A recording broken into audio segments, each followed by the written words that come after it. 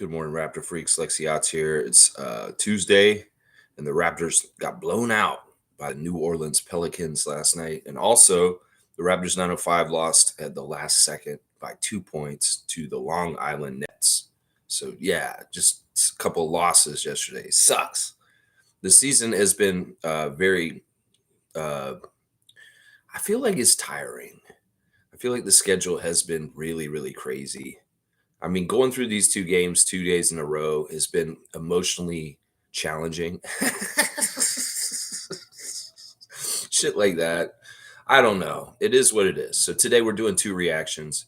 We're reacting to the game last night with the Pelicans and also the 905 game. And that's pretty much it. So I want to keep it nice and tight. In some ways, I don't want to be here for 3 hours. I want to ask for a cutoff at, let's say, 10:15 cutoff. I'm not asking for an 11 or anything like that. I want a 10:15 cutoff. That's at 45 minutes to get questions and comments in. And then we'll leave and we'll go about our other lives. That's what I feel like is healthiest right now. Tomorrow we play Charlotte. Well, we got some get back to get against them. In some ways, I'm not totally confident we're going to beat them, but it'll be a good measuring stick to see exactly how low we have fallen. I'm wearing a shirt that says Valanciunas on it right here. It's pretty cool. This shirt has all the Raptors names from the 20th season for the whole history, and Valanciunas' name is in the middle there. It's cool to see Jonas. I like Jonas talking about Jakob, about how he's his rookie, that he was his dude, that he felt like a connection to him as a rookie coming in, playing together on the Raptors together, that there is a bond between Valanciunas and Pirtle, that he feels like he's his vet. It's like, I wonder if you go up to Jakob and you say, hey, is Jonas your vet? If you'd say that, you say, yeah, he is, because he taught me a lot when I was a young big in the league. When I first showed up on the Raptors, he was here. That was a nice time. Wow, what a great time. We had Valanciunas and Pirtle as our centers. Wow, that seems like center depth, Bobby Webster. That seems like center depth to have Valanciunas and Pirtle on your team at the same time. Holy crap. I know Pirtle was a rookie. I know he wasn't as sharp or good as he is now, but still, wow, what a luxurious time to have both Pirtle and Valanciunas on the Raptors roster. That was such a luxurious. Yeah. All right. Let's see the comments. Trevor J saying things might always go away. Things might always go away. You want it to. It doesn't mean you don't keep on trying. You will get better. You have to take the good with the bad. Sometimes that's how things go. Don't be a quitter. Be a winner. Yeah. Listen. This game last night is just, there's a team that's poised to compete in the Western Conference. These last 2 teams are really good. They're very, very good. And it's kind of crazy. We played like the more physical, crazy, intimidating team on the second night when we're already all tired and worn out. And then we got to play this crazy ass team physically. It's like, listen. Scotty Barnes guarded SGA on Sunday night for most of the game. And last night, he was guarding Zion. That is crazy shit, y'all. Seriously. No, listen, people got to understand just how difficult both those covers are. And the versatility of him covering those 2 different guys on 2 different nights, that's amazing. It's amazing. Once again, I'm going to tell people, Scotty is on the OG route. He wants to guard the top guy on the other side. In some ways, that's his priority. His priority isn't necessarily the scoring stuff. So everybody freaking out about Scotty not wanting to score or not scoring enough, that's why. This man is expending all his energy muscling with Zion Williamson and fighting him. And you see him fighting with Jonas too. You see him strength fighting with Jonas Valanciunas last night. Come on, y'all. We got to give Scotty some credit for having to play different on the defensive end in the absence of OG and Pascal. And he's playing really good, actually. The defensive stuff, in some ways, is not getting the right results, but the experience is development. And he's going to learn Zion from playing him last night. He's going to learn SGA better. And when he plays them the next time, he'll have a better idea of what to do to stop them. So it's all good. It's all good. It's all good. Nako's saying Ingram was having a night, but the result was the result. Shout out to Grady. I'm done with McDaniels. Okay, there's a lot in Gerald's comment here. Ingram was amazing. You know, they were saying on the broadcast that Brandon Ingram is like the closest thing to Kevin Durant. That's true. But there's also something else that people need to know about Brandon Ingram. He does have the same frame and a very similar offensive style to Kevin Durant. That's a very, very apt observation by the Raptors broadcast crew last night. But there is also a clip circulating on YouTube that has taken Brandon Ingram and Kobe Bryant and overlaid their movements and the way they play. And he's stolen all of his moves from Kobe. If you watch Brandon Ingram play, the way he shoots, the way he picks up his dribble, the way he comes up with his shot is very Bryant-esque. You can look at it. They did it with split screen. Put Kobe on one side, put Brandon Ingram on the other side, and boom, you see a mirror image. So this man is mirroring Kobe Bryant, except he's like 6'10" almost. So that's a big part of Brandon Ingram's excellence. That's a big part of it, is that he has modeled his game after Kobe Bryant. And the way he controls his body, the way he does his footwork is heavily, heavily influenced by the Mamba. And that's a big part of his success. I mean, that's amazing. 41 points. He got his season high. He made his career high in three-pointers made in a game. Normally, he's not bombing threes like that, like crazy. He's more a mid-range and close to the basket scorer, but he was hitting the three. He was hot. He was in that NBA jam, like he's on fire mode. It was crazy. And it got that Smoothie King Arena going crazy. New Orleans people were going nuts watching Brandon Ingram in the third quarter when he killed the game and didn't have to play for the last quarter with 41 points at the end of three quarters. Absolutely fantastic performance. I can't hate on it. I really can't. In some ways, the Pelicans were disrespectful. The Pelicans were awful. At the beginning of the game, they announced our starting lineup, and they're playing CeeLo's FU song over it. I'm like, that's really not classy, New Orleans. You saying introducing the Raptors, and then they got that song, no, no, no, no, no, no, no, you know, the CeeLo FU. You know, I'm like, what the fuck? That's not classy, y'all. Come on. That's not a nice welcome to your guests. New Orleans in-game ops of Smoothie King Arena. What a fucking cheesy ass name. Yeah, you gonna be like that? I'm gonna make fun of your dumbass arena. Yeah, Smoothie King Arena. What the fuck is that? Come on, what the fuck is that? And then they're beating our ass, and the whole bench is having a guffaw. They're laughing like crazy. And Alvin's on our broadcast saying, if I was the Raptors, I'd look over there and I'd be like, I'm pissed at them. And I'm gonna remember this, and I never want this to happen again, where I get embarrassed, where the other team is laughing at our team on the other side. Yeah, I'm with you, Alvin. That's him as a player. He feels that kind of way. He feels that, like, damn, I would be pissed. Yeah, I hope our guys get pissed about this. And they're like Trevor J's words of wisdom, and they know they're gonna get better, and they're pissed, and they want to do something about it. They don't want to quit. They want to do something about it. That's really important right now. That is really, really important. Brandon Ingram, fantastic game. I can't hate on you. In some ways, I'm rooting for y'all, Pelicans. You're the kind of team in the West, if you make noise and you get far, I'll be very happy for you. In some ways, I know the NBA may not be too thrilled if you do well. So that makes me happy. So Pelicans, kick some ass. I do think y'all need a point guard, though. I don't like your lineup with CJ at point guard. I think that it's a silly lineup. I think that you do need a point guard of some sort. Just of some sort. And maybe, Alvarado is a good backup, but he can't shoot, and he is a little undersized. I think you need a normal, good starting point guard also. I mean, I get how you're starting your team.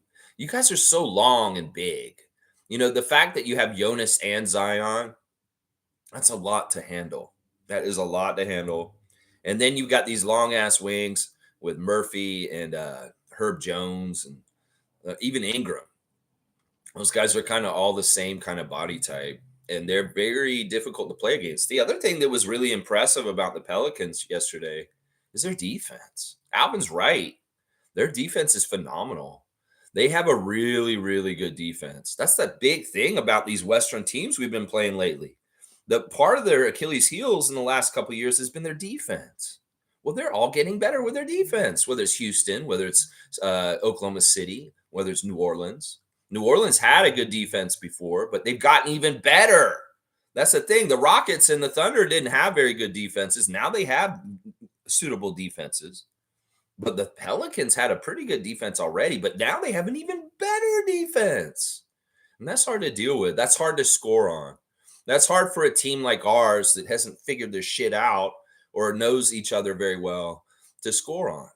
That's why we get a 5-minute drought where we don't score. That's why. This is because our team is not familiar with each other. The other team's way more familiar with each other, and they're able to play together and like play a very suffocating defense.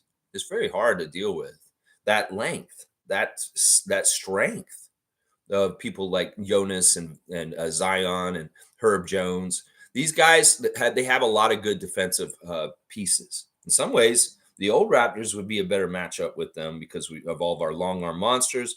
But the new Raptors, it's a different era. It's a different time now. We're in a new place. Okay, shout out to Grady. Yeah, all right. I'll do my 3 stars real quick for the game. Since you brought up Grady, of course, he's my number 1 star of the game last night. He had the best scoring output of the Raptors. He was our leading scorer off the bench. It was a Grady game. In some ways, some people may have been disappointed that last night was a Grady game and not Sunday night since they traveled from Kansas. Well, you needed to go to New Orleans, Kansas people, because Grady went off in New Orleans. 9 of 16 from the field, 4 of 8 from 3. That's fantastic. 4 rebounds, 2 assists, 1 steal. Minus 24, which is one of the higher minuses, was not that good. 22 points in 30 minutes. Yeah, Grady, good stuff, man. In some ways, you outplayed Jordan Hawkins, which I really like. I know Hawkins didn't get in until garbage time, but still, you had a better stat line than him, and he was the one who was picked right after you in the draft. And he is also the one that I chose, that I wanted the Raptors to choose, but you looked better than him last night. So I'm very happy about that, Grady. You played very well and poised. I really like the decisions you're making. You look way more confident. You look way more like you belong. And man, what a great game by you. The future is getting brighter and brighter for Grady Dick.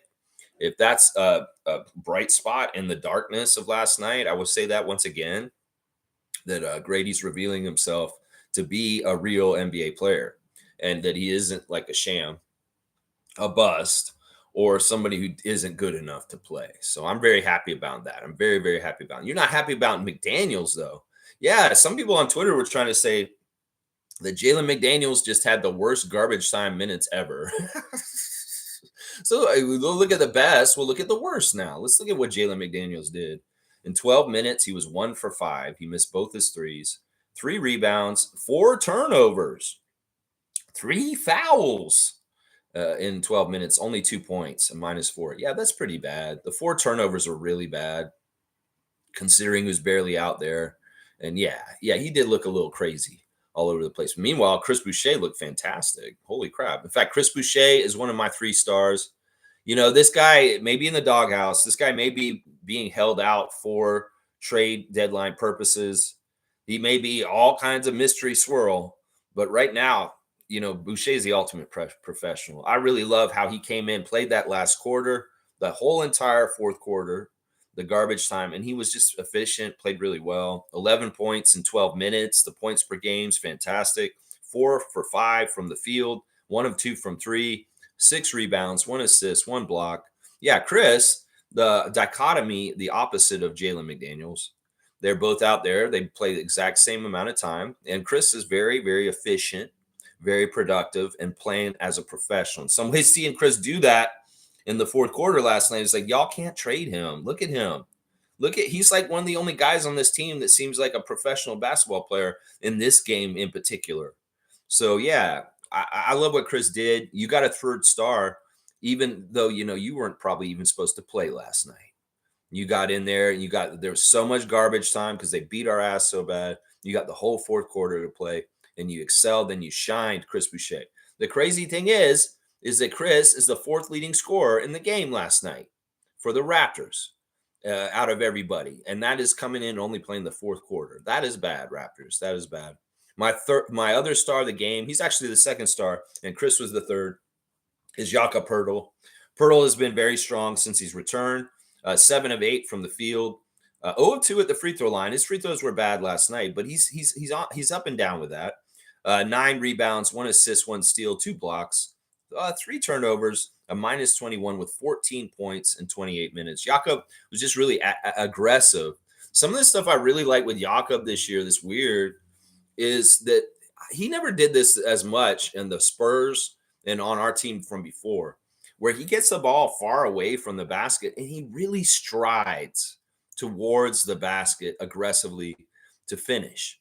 Like they don't have to find him right next to the basket. Like they will throw the ball near him at the top of the key, and he will run right through the lane and make a really crazy sweeping layup. That is new. That's not something that I remember him doing before very well. Obviously, he needed to be clumsy. Maybe he'd dribble a ball off his foot.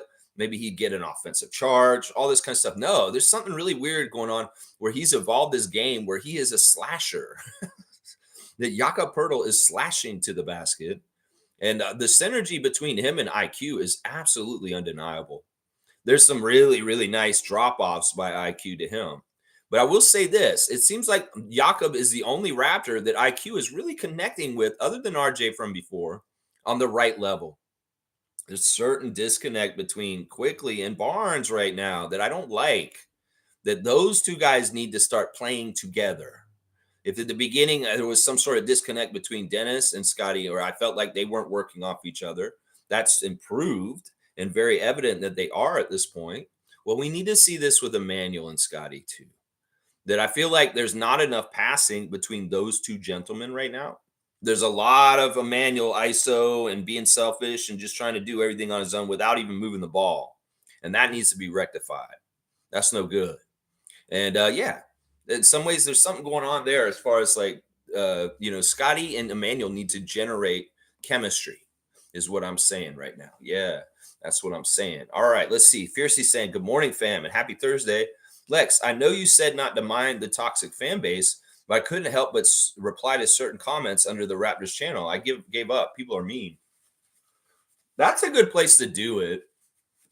I would say don't go on Twitter to go pick fights or go to Zazu Spaces unless you really want to go to Hellscape. But if you're in Raptors Tonight or Raptors press conference comments underneath the, Darko and Grady from last night, go ahead, Fiercey. That's a good place to do it because that is the place where the players and the team are more likely to see it. And also more fans are more likely to see it. If you go to some dark edge of stupid ass internet where idiots only are toxic dumbasses and you start fighting them there, nobody's going to see it other than them. But if you do it on one of the official Raptors admin posts, like either Raptors Tonight or the Raptors press conference after the game, that's a very worthwhile place to fight the fight. So Fiercely, you doing that, that's fine. That's fine. That's a good battleground to do it because it's right there where it matters. It's on an official bona fide Raptors space. And the good fans should be fighting the bad fans in those spaces because then the team, the players, if any of them do come in there to see what happened, they can go look down and they'll see people like you fighting on their behalf. So I say that's a designated spot that's good to do it. I would say if you're on Facebook and you see some jabroni's post of some clickbait article and it's got people, don't go there. That's stupid. You could if you wanted to, but it's not necessary. Fiercely saying, salute to Cool Cat and Blackhawk who partake in spaces. I could never. Yeah. Yeah. I seen something on Twitter this morning where Zazu is saying to Chev that he's a hater because of his Scotty Barnes video yesterday, that he's a Scotty Barnes hater. And then some other guy who's standing up for Chev says, bro, you run that backyard barbecue bullshit and spaces on Twitter. You need to clean out your own yard before you come talk to Chev about him being a hater of Scotty. Because honestly, there's so many out-of-pocket people in Zazu spaces that, dude, you can't come at Chev or even myself with that kind of criticism, bro. Come on now, Zazu. Come on, man. Chev can be passionate. Chev can be very opinionated. Chev can have very strong ideas about what should be done. And you know what? I agree with him. I did not watch his piece yesterday, but I've heard that it was very passionate about Scotty taking the brass ring and achieving. And that's mirroring what I said yesterday. I had a very passionate rant yesterday, appealing to Scott to be aggressive in his career, to take things for what he wants because he has that ability. And that's I don't see anything wrong with that. There is a fine line between constructive criticism and just nitpicking and just being a toxic asshole who's just like trying to find something that's wrong. That's not what this is. When you are trying to actively help the team, as far as like, this is what I see from my appeal, is that like Scotty just needs to be more aggressive, take over the game, take the shots himself, and stop passing off to everybody.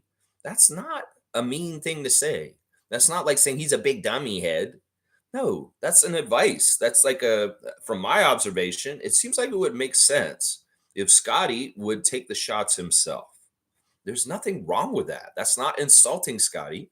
That's a suggestion. That's a constructive criticism. Now, something like this, Scotty's washed. He's not a real superstar. He can't take over the games. He's a fake. That's not constructive criticism. That's insulting. And it's not totally accurate. And it's also not useful. So if we need to teach people what the difference between constructive criticism and name calling and just trolling and being a little shithead is, we will.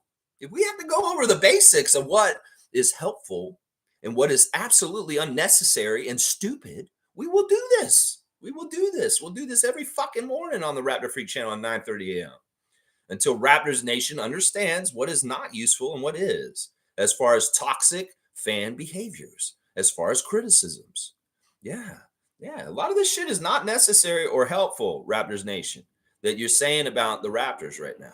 If you really want to help them get out of the mud, if you really don't like them being a rebuild team, well, stop adding to the noise that is not helpful, is what I would say to you. Unless you're helpful, unless you have ideas like the ones we come up with on this channel, then okay, we'll listen to you.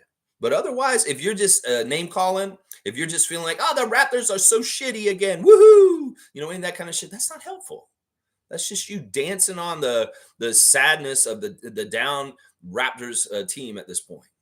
This team is not a very good team. This team is going to struggle for a while, and you want to kick them while they're down for a little bit, Raptors fans, you go ahead. But I'll note who's a real one and who isn't. Myself, personally, we have the real ones in here with me. They wouldn't be in here with me day in and day out if they weren't good Raptors fans, as far as the way they look at the team and they can stand listening to me every morning. Well, then they probably are good Raptors fans because they have an idea of, they have a passion and a love for this team and they want this team to win and succeed. I don't have any doubt about the motivations of a lot of the people that are in this stream that sit here with every morning about what they care about what they want for the Raptors. But there's a lot of y'all in Raptors Nation that I really wonder what your fucking motives are. Like, are you just some sort of sad, pathetic motherfucker in your real life? And this is the only area in your life where you can exert any kind of control because it's your team and you want to fight for what you want in it. Like you have an ego in it. Like you are the smart mastermind that's going to solve everything for them. And that's going to just make you feel like king of the world. Or does it feel good to you to just kick something that's not doing well all of a sudden? Be a bully. That's really what it is. The Raptors are in a weakened state. They're in a bad place. And if some fans feel like, this is the time for me to get out my knives and just start carving into them, you're a bully. You're a bully. And you're not a fan of the team. If you feel like, I'm justified to be like this because they're so bad, I need to be mean to them to help them get better. That's not helpful. And that's not what a fan does. That's what a troll does. That's what an abusive husband does. That's what, somebody who's just not a nice person does, is hurts people that are already hurt. Yeah. And that's one thing. You guys can't act like you are owed anything by the Raptors. This is part of the problem. Raptors Nation feels like they owe us something. They owe us a good team. They owe us championships. They owe us. They owe us. What the fuck do they owe you, bitch? They're an NBA team. You get the privilege of being a fan and have a team in your city. You should be grateful and happy. Well, what do they owe you? What does the Raptors owe you, Raptors Nation? Why do you even think that I just owed this? The team has to be so good all the time. That's not how the world works, y'all. That's not how it works. You got to allow them to rebuild and do it on their own. And when they get to a higher level where they are a competitive team, they can compete with the top teams in this league. We can nitpick then. We can start saying, "Whoa, if we adjust this just a little bit, maybe we will get to the next Larry O'Brien for the Raptors." Right now is not a point of doing any nitpicking, doing any of this, because nothing is clear. Nothing is clear cut. Nothing is set. Nothing about our future is exactly right yet. When we have the right team, the right nucleus, the right group, which we don't have right now, we're in transitory period. And we have Coach Darko getting to run schemes at the highest level because the team has got it and they're more synergized. And we're operating at a better level, maybe a playoff level, but not at the top tier playoff level. Y'all can get nitpicky again, but not right now, because every single criticism about the team is useless at this point. Seriously, y'all can say what you want. Scotty should do this. Darko should do this. It doesn't fucking matter what you think they should do. They're going to do what they're going to do. And listen, I'm going to tell you right now, Scotty and Darko know the best way to get out of this mess than any of y'all jokers at home. They're in the middle of it. They understand what they're dealing with. So let them do their work. You guys don't know better than them. Y'all act like you do, but you don't. And that's the thing. We got to let them get out of the mud a bit and get progress. And as we see progress get better and better, then we can be a little more nitpicky. That moment at the end of the first overtime against the Oklahoma City Thunder on Sunday night was a good point where you could be a little nitpicky because Scotty had a decision there and he didn't totally do the right decision. That you could be nitpicky on because that's a very pinpointed point in that. But a lot of this stuff, like last night, a blowout, you can't get nitpicky about that. That's a team that's just way better than us, kicking the shit out of us for their hometown's delight. And there's nothing wrong with that. That day yesterday is the Pelicans' day to kick the shit out of the Raptors in front of their home crowd. Well, the day will come where we get to kick the shit out of the Pelicans in front of our home crowd at some point. It will balance out. It's just right now we're getting ours for a little bit, catching our L's for a little bit. And every team has to do this. There was a lot of good points in our Facebook chat last night that, look, the Pelicans and the Thunder have both had very losing seasons in recent years, and they've gone through this pain that we're going through right now. Well, they're a little bit more on the other side now, and that's what we have to understand. There's a natural evolution of like a team in the NBA, a franchise. It's just like a butterfly goes through the stages of metamorphosis. And in some ways, we're in a very early larvae state. And these teams are already almost butterflies. And that's what y'all got to understand. We can't fly yet because we got to do that inner work like a larvae would. Yeah, and then become a pupae. And then fucking, eventually we'll get our wings again and fly. So a lot of the extracurricular opining, a lot of the just talking out of your ass about the Raptors and them losing right now and why you think it's happening or how you could fix it right this second, it's unnecessary. Anything you could tell them right now is not going to help them fix what they need to fix right now. Nothing you can say. Nothing. It's not a magical substitution, this player for this player. It's not, this person got the ball more than this person. It's none of that shit, y'all. This team is just not good enough to compete with the top level teams in the NBA at this point. We can compete with Charlotte tomorrow, yeah, and we will hopefully beat them. But some of these other teams are very good. Nah, we're going to get our ass kicked by them. And that's just how it is. Some of these teams that aren't very good, we're going to get our ass kicked by them because we don't have our shit together as well as they do. In some ways, that's going to be part of it too. So, yeah, salute to Cool Cat and Blackhawk for always fighting the good fight in spaces and on Twitter and social media places. And thank you, Fiercey, also for your comments too. Yeah, Fiercey saying great words, Trevor J. Agree with Nako. McDaniels ain't it. Congrats to Grady on his career high. Yeah, Jalen's a good player. It's just, once again, that's an off night.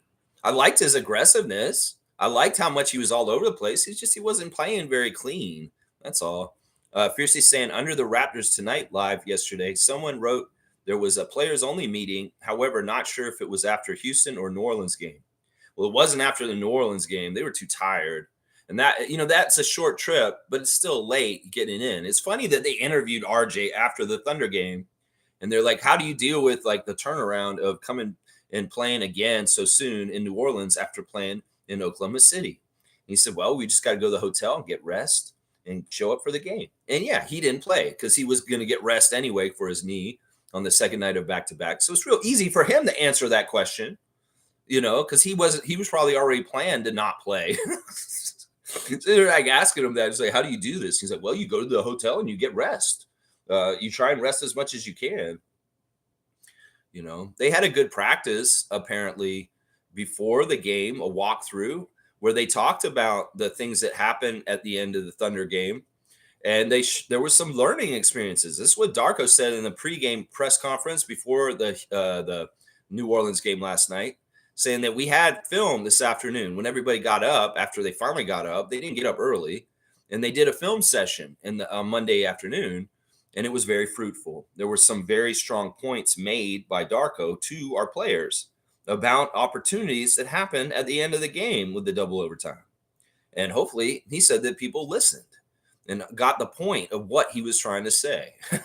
He may have been trying to get across the same point that Sheb and I were trying to get across yesterday. And that's very good. That's very good. So I don't think it was a players only meeting. I haven't heard about a players only meeting, but I heard about their meeting yesterday with the team as far as doing film and talking about how they could have won the Thunder game and lost the opportunities there. So Bryce is here. Good to see Bryce Lawson, our Kentucky chapter president. Kentucky in effect this weekend with the SGA, Emmanuel Quickley, Cason Wallace game on Sunday night. Good morning, Lex. I always want to say GM. General Manager Lex. Yes, I'll take the job. I'll work alongside Bobby Webster and Raptor Freak family. The Pelicans are a really solid team. I agree. I'm very impressed with them. I'd like to see them go far. Seriously, that's a playoff team. That's a team that has weapons and veteran know-how to get very far in the playoffs. And I'm excited for them. I'd like to see them fuck some shit up. They're the kind of team I can get behind. And if they won a championship, I would be ecstatic. I'm not a hater of them. I think that they're a great team, a great organization. And I've heard Pelican fans, I've talked to them in the past, and they said, we really like the Raptors too.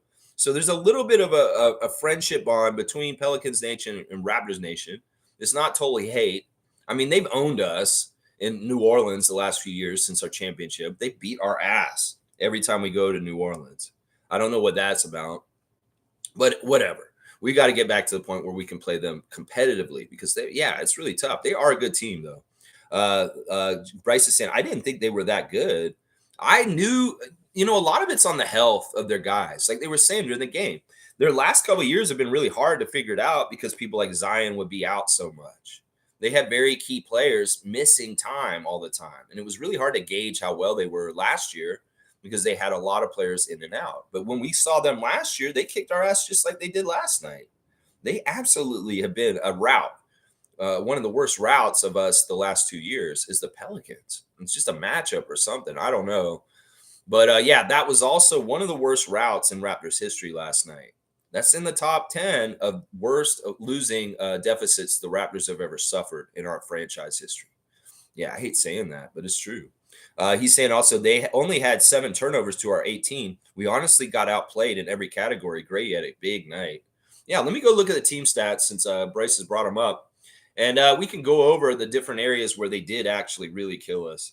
I think it's amazing that they got 20 more shots, field goal shots than we did. That's manufacturing stuff. Of course, a lot of it's the rebound battle and, just being active and getting to loose balls. The three-point shooting was, they made 19 threes. We only made 10. So that's a 27-point deficit of more points just from their threes going in more than ours. Free throws, we got to the line 2 more times than them, but they made 3 more than us. They made all 13 of their free throws. We missed 5 free throws. So there was a problem at the free throw line.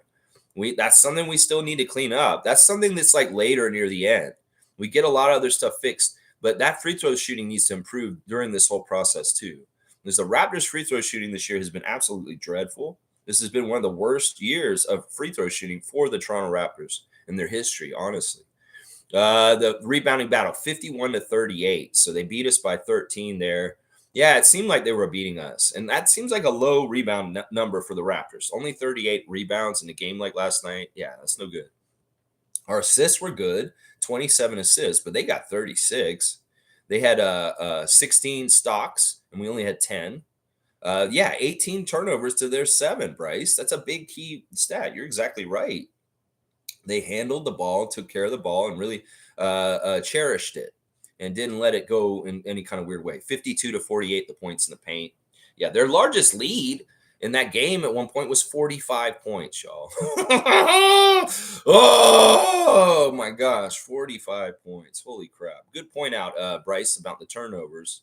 That's a symbol of a team that's running very well. Willie Green's a great coach. He's done a really good job in a couple of years since he's been running that team. And I love the respect and the friendship between Willie Green and Darko. You could tell that's a real friendship, that they did work together also. It's like Darko's worked with everybody in the league. He has a connection with every single person in this league, it feels like. And Willie Green, he's definitely very warm with. Talking to him after the game, very much exchanging pleasantries and respect. And I like that. I like that. I don't think that was there the day before with Mark, the coach of the Thunder. It's kind of like a wave and kind of like, yeah, okay. I know they work together too, but they weren't close. You can tell. Willie Green and Darko are actually friends. You can tell.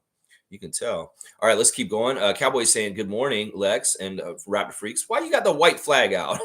Get that white flag and get rid of it, Cowboy. Get rid of that white flag of surrender. What a great game. Let's go for Raptors for life. What a great game. What are you talking about? Cowboys just so high on positivity and life. He's just not being realistic at this point. You know what, Cowboy? I'm with you, man. What a great game. Yes, let's go, Raptors. Yeah. Yeah, I'm with Cowboy. I'm going to give him a dunk because, honestly, whatever you just did actually made me more inspired to root for the Raptors, even after the game last night. Wow, Cowboy, how'd you do that? He's got Masai on blast. Let's go, Masai Ujiri. Let's go and make a trade. The time is running out. You know, the time is running out, Masai. You got to do something. You better do something. Fiercely saying, yes, at Bryce. They are solid. During the broadcast, they showed their record for the past 4 years, and they were like us now. Year after year, their record improved. So I'm hopeful for the Raptors. Yeah, the Pelicans are probably a great team for us to kind of model their recent success to try and achieve with our place where we are now. I think that's very, very smart. You know, the Thunder, another team that have made strides and jumps this year for sure. Those kind of stories and paths of trajectory are ones we would love to mimic with our team in the next few years, for sure. For sure. Trevor's saying every time McDaniels came to the game, he keeps on making boneheaded mistakes by turning over the ball. He's not the only one. There were other guys that had problems with turning the ball over last night too. But yeah, Jalen was bad. But in some ways, it's whatever. The whole team was bad. Let's just say that. The whole team was just bad. Wara had 3 turnovers also. He looked really young and inexperienced yesterday at times. Like his first bit of his stint, he looked okay. Now he looks like his age. It's like he's been playing a certain way for us in the last week. And I'm like, wow, Jordan Wara, he's something else. But no, he looked a little bit like his age in the game last night. He was making a couple really boneheaded turnovers in some ways. So he wasn't exactly sharp himself. Jordan Wara, yeah. And even this stuff with Garrett was kind of funky.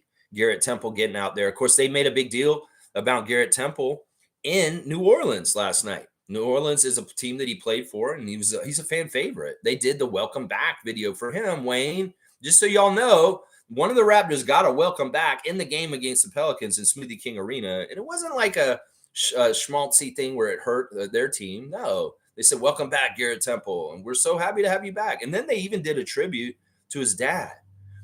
Because his dad is important in the civil rights movement for being the first African-American player to play at LSU for their basketball team. He broke the color barrier, and that was a really big deal. And he was at the game last night, which is pretty fantastic too. I don't know if his dad or his grandfather.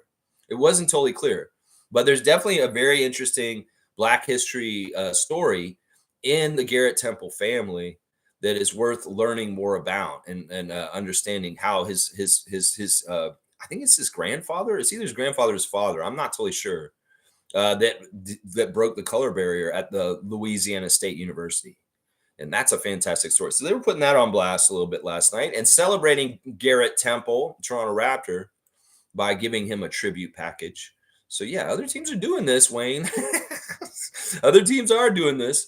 Let's see, Cowboys. Let's see, Cowboys saying we're gonna be all right. Everything gonna be all right. Yeah, I'm with you. Chris is here. Chris is saying, first Darko, dumb moves as he should have figured out how to get ejected as the players weren't going to even try. Second, Grady Richard is a 3-level skilled shooter. Wow. Third, those threes by Ingram, mind blowing. All right, Chris has got a 3-point comment. Let's break down each point. Okay, so he thinks that Darko should have got fired up and pissed off, partly because of his team, the way the game was going, and gotten ejected. Well, in some ways, it's like, do we want to add a fine to the injury? It's like insult to injury because he'll get fined if he gets ejected. In some ways, he got a big fine already this season, Chris. He's made it very clear he cares enough when he ranted and raved at that press conference about the refs after the Los Angeles Lakers game. I don't know. In some ways, I get what you're saying, and maybe that would have fired our guys up, but I don't know if that would have mattered in this. I really do feel like last night was a weird thing where it was a mismatch right off the bat, and we really didn't have a very good chance. When I heard that all the Pelicans were actually healthy in the middle of the afternoon, that Zion, Larry Nance, and Herb Jones were not going to miss the game, that they were going to be there, I was like, oh shit, we're in trouble now. A big factor is Zion. If Zion's available, he just really fleshes out like a problem for everybody. You got length with Ingram and those other guys. You got some speed out there with Alvarado. Yeah, you saw how Alvarado was taking those inbounds passes. That was horrible. That was absolutely horrible and embarrassing. Very embarrassing that Garrett Temple and those guys couldn't get those inbounds passes right. So they just have a lot of sides to them when they have Zion because he's a load. He is a load. So I don't know if Darko got ejected. I would have been like, yeah, that's my coach. I get why you're saying that and the purpose for why you do that. He was very upset after the game. I'm going to say that. There's a couple games this year where Darko has done the press conference after the game where he's like visibly angry. And he was angry after this one. He was really not happy with the Raptors' effort and the outcome of the game in any kind of way. He said this is what he said straight up. He said, this is unacceptable. This is unacceptable. The Raptors had this kind of effort. And he said there's no excuse with the back-to-back and traveling last night and having to play that team last night in a double overtime. I don't care. There's no excuses. This is the NBA. We sign up for this. We come in here, and I'm not about making excuses. I'm about trying to win no matter what. That's what your coach said after the game, y'all, just so you know. He's not trying to make excuses. I may be making more excuses for him on this channel than he's trying to make for himself in his own life. And that's the right way it should be. You don't want no excuses. This is just the way the NBA makes it harder for the Raptors by making them have some crazy ass schedule with some stupid ass shit on it. And well, they got to run the gauntlet. They got to try and go through it themselves and make the best of it. So Darko's not going to use that excuse that it was the second night of back-to-back. And they had to travel from Oklahoma City to New Orleans in the middle of the night the night before. Yeah, he's not going to use that excuse. So that's interesting. Second, Grady Richard. Yeah, they were saying that you were using that name in the Raptors tonight last night. That's fine. That's good. I like that. You're censoring. You're making it more kid-friendly. Maybe I didn't need to mark the stream as being not good for kids. Fucking right, it's not good for kids. But if I was using the name Grady Richard, maybe it would be more suitable for people under 18. I'll just start calling him Grady Richard all the time. I'm going to use your lead, Chris, and say, yeah, Grady Richard. That's right. I'm all about that. Yeah, Carmen Richard. Yeah, we're going to start doing that. It's just for more kid-friendly. This world is so out of control with sex and violence. We need to call him Grady Richard. That's just how it has to be now. Third, those threes by Ingram. Holy crap. Yeah, he was feeling it. He was in a really nice place. He was in that zone. Yeah. In some ways, I can't hate that. In some ways, I really can't. Brandon Ingram's not a player that I hate. I think he's amazing. And I wish him well. In fact, I felt kind of privileged to be able to watch his display of what he did last night. That was very special. And in some ways, he had one of the best games of his career last night. And that's no slouch. He's a very good scorer, and he scored a lot of points in his career already. But he's also mastering and getting to new levels. And in some ways, if he could do that kind of shit in the playoffs this year, holy crap, the Pelicans can go far. In some ways, they haven't had a real success. They got in the play-in last year, but they didn't win. They didn't make the playoffs at all. So they're on the cusp. They get a good seeding. Maybe they do better than the play-in. They actually have a real playoff spot this year. They could be a problem for other Western teams that don't totally have their shit together. They have weaknesses. Like I could see the Pelicans beating the Warriors' ass in a playoff series right now. Yeah, the Warriors were lucky enough to get to the playoffs. The Pelicans would probably beat their ass. All right, Bryce is saying, Fiercey, the future is so bright. Okay, 10 buck 3. Okay, you got to wear your shades, Bryce. That's right. Cowboy saying, hope everyone can trust the process. We'll be back sooner than later. And fuck those toxic fans, Fiercey. Let's go. And Raptors freaks and Raptors. There you go, Bradley. Always a beacon of hope and joy and positivity. Thank you, Bradley, for being who you are. Ta-da Services. If you need help with your eavesdrop, if your ducks, not duck cleaning, don't listen to them. That they call you, hey, do you need duck cleaning? No, don't tell them. No, I don't, because I got Tada Services, 647-833-6844. Call Bradley. He'll come to your house and he'll clean your ducks. And he won't be a scam like those weird calls that you get sometimes. It's like, do you need duck cleaning? No, I don't need duck cleaning. I know Bradley. There you go. There you go. All right, see, Bryce is saying, so will we have the 3 first rounders this year, plus that second rounder? All right, I went and studied this just before I came on the stream because I wanted to be knowledgeable about our pick with San Antonio and the situation that's going on. Because some of y'all are wondering, like, because I know there's a statement a little bit further down that when I get to, I'll talk about it. But we're going to talk about this, Bryce. The pick, the San Antonio pick, the Yaka pick, and the outcomes that can happen with it. I'm going to talk about this in just a sec. But there's a comment a little bit further down I want to touch off of it. But I'm going to definitely talk about these picks. And I'll explain a little bit more about the situation with the San Antonio Yakapurtle pick, just so you know. Fiercely saying, alley-oop the Cowboy for his positivity, much needed. Yeah, this man is an MVP in times that are dark. I'm going to tell you that right now. Cowboy is an MVP in the dark times. Chris is saying, I could say something more. Alvarado beating our team down the court for a layup. Yak did look solid, but let's celebrate GD's great performance. You mean Grady Richard? Yeah, he's a smart player, moves well, and is skilled. All right, Chris wants to talk more about how Grady is looking better and better. Yeah, I agree. I don't know. Confidence can go a long way. If he didn't have confidence in the beginning, well, he's starting to feel it now. And I love it. It's so good. It really is a good thing. And in some ways, y'all telling me in the last couple of days, Grady needs to play more late in the game. Well, a game like yesterday will make me say, you know what? You guys are right. Maybe we can get away with playing Grady at late game situations, JP. Maybe I should listen to Country Call and be like, yeah, maybe we should be playing Grady late. Maybe we should. He's given me a lot more trust in him because of a game like last night. For sure. For sure.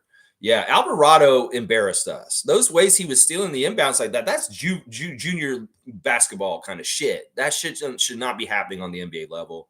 And those guys are pathetic for letting that happen like 4 times at the end of the game where he's stealing the inbounds from us and then getting a layup. That's just horrible shit. Horrible, horrible shit. Grand Theft Alvarado. Indeed. Indeed. Yeah, that was bad. Fiercely saying, yes, Bryce, it's bright. We just need to be patient and trust the front office. That's right, y'all. That's right. Let's be role models for the rest of Raptors Foundation on how to be patient. I don't know if they know how to be patient. I really worry about these people. Like, are you so impatient? Are you so demanding? Are you so like I deserve this. I deserve that. As a Raptors fan, you don't deserve jack shit. You just live your life and hope that your team is good. You don't, it's not a given. Y'all are been so spoiled in the era of Masai that we just had a very good team for like 10 years now, and we don't at this point. And y'all need to get that through your head that this is a new era. We're rebuilding, we're restarting, and it's not going to be all success and happiness like it's been since 2012. It's going to be a little bit scary and a little bit dark and a little bit deflating and a little bit uncomfortable and hard to deal with. Y'all been so fucking spoiled, especially you new Raptors fans that don't know the old times, that don't know the other eras of Bosch and Damon Stoudemire. So y'all need to understand this old head Raptor fans have been here since the very beginning are going to be good leaders for y'all to listen to so that y'all don't get on the ledge with your stupid ass shit being all worried about this team. It's like, oh, they're so bad. Oh, listen, if you don't want to watch the team because they're bad, that's your right. But don't shit on them while you're on your way out. Be like, yeah, The Raptors used to be good, but fuck them. They're a piece of crap, and I hate them, and all this kind of stuff. Don't do that. That's not a fan. That's not a fan. That's somebody who has a condition for their team, whether they'll root for them or not. You put conditions on whether you love your team or not. Well, you're not a fan. Oh, if they don't make it to the second round, well, I'm not a fan anymore. Well, that's too bad. That is too bad. I'm a real one. I'm going to hang with them all the way through this. And when they win the next championship, I'm going to feel just as elated as they did when they won their first one. Because when they won their first one, it hit different for me than it hit for most of y'all out there, as far as newer fans or younger fans or fans that just don't have any context to understand the whole entire history of the Toronto Raptors. It hit real different for me. Trust me. It felt real good. It felt like we had gone through a lot and we had gotten to the promised land finally. And in some ways, newer fans or fans that have only been here when there's good times, you don't get that hit like I get it. No, you don't. You don't feel it as good as I do. And part of the reason why I feel it so good is because I stuck with this team through thick and thin. And I'm going to do it now again. And if y'all don't want us to come through this part with us, well, you're not going to get it to hit like it does for me. That's what I'm going to say right now. So if you really want the next championship to hit like the first one did for me, you got to stay with us like I did to get to the first one, to get the second one. And that's just how it is. That's just how it is right there. That's right. That's right. Let's see. Cowboy said, thanks, darling. Anytime. And it's going to be better than bright. It's going to be blinding. Oh, my gosh. Dana's saying, good morning, everyone. Doc Rivers gets my 2-finger salute today. Why? What did he do? Because he's the coach of the Bucks? That may be enough right there. Bryce is saying, going to have to wear special glasses to watch us shine. There you go. That's right. It's going to be like staring at the sun. You're going to have to get that welder's helmet and have that little thing with the little box. You can't stare straight at it. It's going to be so blinding. I love that. Chris is saying, but Lex, the Scotty finish was on display again, just not elite. I think he needs to be hit with pads and foam batons in the practice layup line. He seems to want to finesse it in, not power through. I'm going to disagree with you on this statement all around. I'm just going to say that. I mean, the pad stuff could work. I don't know. That could be helpful. Maybe he's already doing that kind of shit. All right. I'm going to say this right now. Scotty's in a really tender position right now. He's been kind of dissed by not being involved in the All-Star. He's hearing the noise. You guys in Raptors Nation have been more critical and down on him in the last 48 hours than you have his whole entire Raptors career. In some ways, he's going through a little bit of that metamorphosis as an individual with himself right now. That new headband is signifying the new mindset. In some ways, what I said earlier is very true about him being more defensive focused right now. And most Raptor fans are not getting that. They're not getting that. That in some ways he sees the departure of OG and he says, I want to step into OG's shoes. I want to be that guy. He said he wanted to be that guy before OG left. He said, I want the toughest assignment on the other side. I want Darko to assign me to SGA. I want Darko to assign me to Zion Williamson. I want Darko to assign me to Kawhi Leonard. I want Darko to assign me to the toughest guard on the other side of the floor. Now, we look at Anunoby's body work. His scoring has not been as good as it could be because he's so focused and putting so much defensive energy on the guy at the other end. That is a big part of what's happening right here. In some ways, maybe Scotty is like, I'll be defensive Spice, and RJ, you be offensive Spice. Yeah, let's do this. We'll be the band. In some ways, missing RJ was a huge factor in why we got blown out. These two blowouts of Friday night against Houston and the game last night were no RJ. And in some ways, RJ's competitiveness and RJ's drive and RJ, the way he plays, would have been a factor in this game with both of those games. And could have helped us make those margins maybe a little bit closer because he ain't having that. No, he's at that competitive spirit. He's like, fuck this shit. I'm not going to lose by 40 or 30 to the Pelicans. He's going to go do something. In some ways, we need that spirit from RJ to rub off on Scott more. I don't like this. You're saying this guy is not elite. That's a strike. That's a strike. Scotty is elite. Scotty's just a different kind of talent than the most top-level talents in the NBA right now. In some ways, he's unselfish and weird, like a Magic Johnson. And that's good. In some ways, that's unique. In some ways, that's better than having an all-around top superstar that's very selfish and doesn't pass to anybody else. It's going to work out in the long run to be a good thing. But in some ways, you're going to say he's just not elite? That's bullshit. There's so much about him that's elite already. It's just that he's got to refine and understand his powers so that he can use them in the optimal way to make the Raptors win. And it's still figuring that out. It's still figuring that out. And right now, he may be more heavy on the defensive end, Raptors fans. And that's why his offense seems to be suffering right now. Y'all need to also understand, like many people have brought up recently, that with Siakam gone, the doubles are coming to him. All that attention that Siakam drew is going to Scotty now. And it's a little bit harder for him to have a high field goal percentage and make a lot of shots and score a lot because there's way more defensive attention on him. So there's a couple of things here. Now you be like, well, Scotty is just shying away from the spotlight. He's not trying to step up and do something. Well, I think he was tired on Sunday. And then last night, it really was the game got out of hand in a weird ways. And it wasn't really at any point for him to do it in a way. In some ways, Darko had to just wave the white flag at a certain point and say, you know what, we're tired. We're worn out. I don't want to risk injury for these guys. And they're not going to play anymore for the rest of the game. It's not like Scott played most of the game last night. He had 48 minutes the night before. And in this game last night, he only played 25 minutes. He had 17 points in 25 minutes. That's pretty good points per minute scoring, honestly. 5 of 12 from the field, 2 of 5 from 3, 5 of 6 from the free throw line. That's pretty damn good. 5 rebounds, 4 assists, 2 blocks, only 1 turnover. Yeah, I can't get mad at that. I'm sorry, Chris. I totally disagree with your statement as far as Scotty and him not being elite. That's messed up. Why would you say that about our guy, Scott? Like, seriously, apologize to Scott right now. Apologize to Scotty.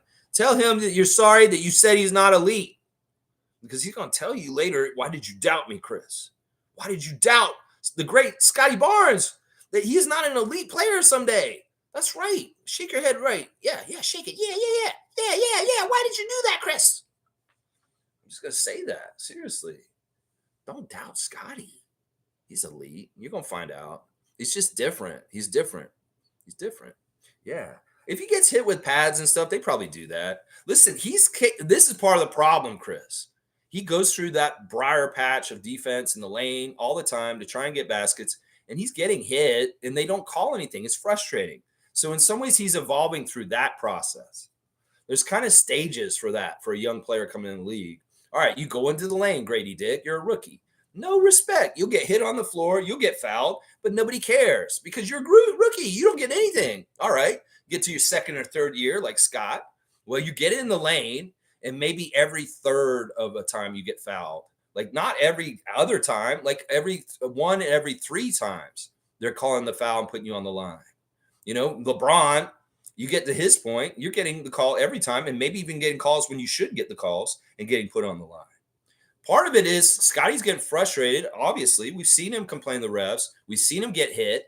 And he's not getting any calls. That's frustrating. That's deflating. And in some ways, you got to go through the evolution of going into the lane and getting contact and finishing through it, understanding the unfairness of the referee's call, understanding that you can't rely on it, understanding that you got to figure out how to physically muscle that ball in against very strong other players, probably multiple ones at the same time.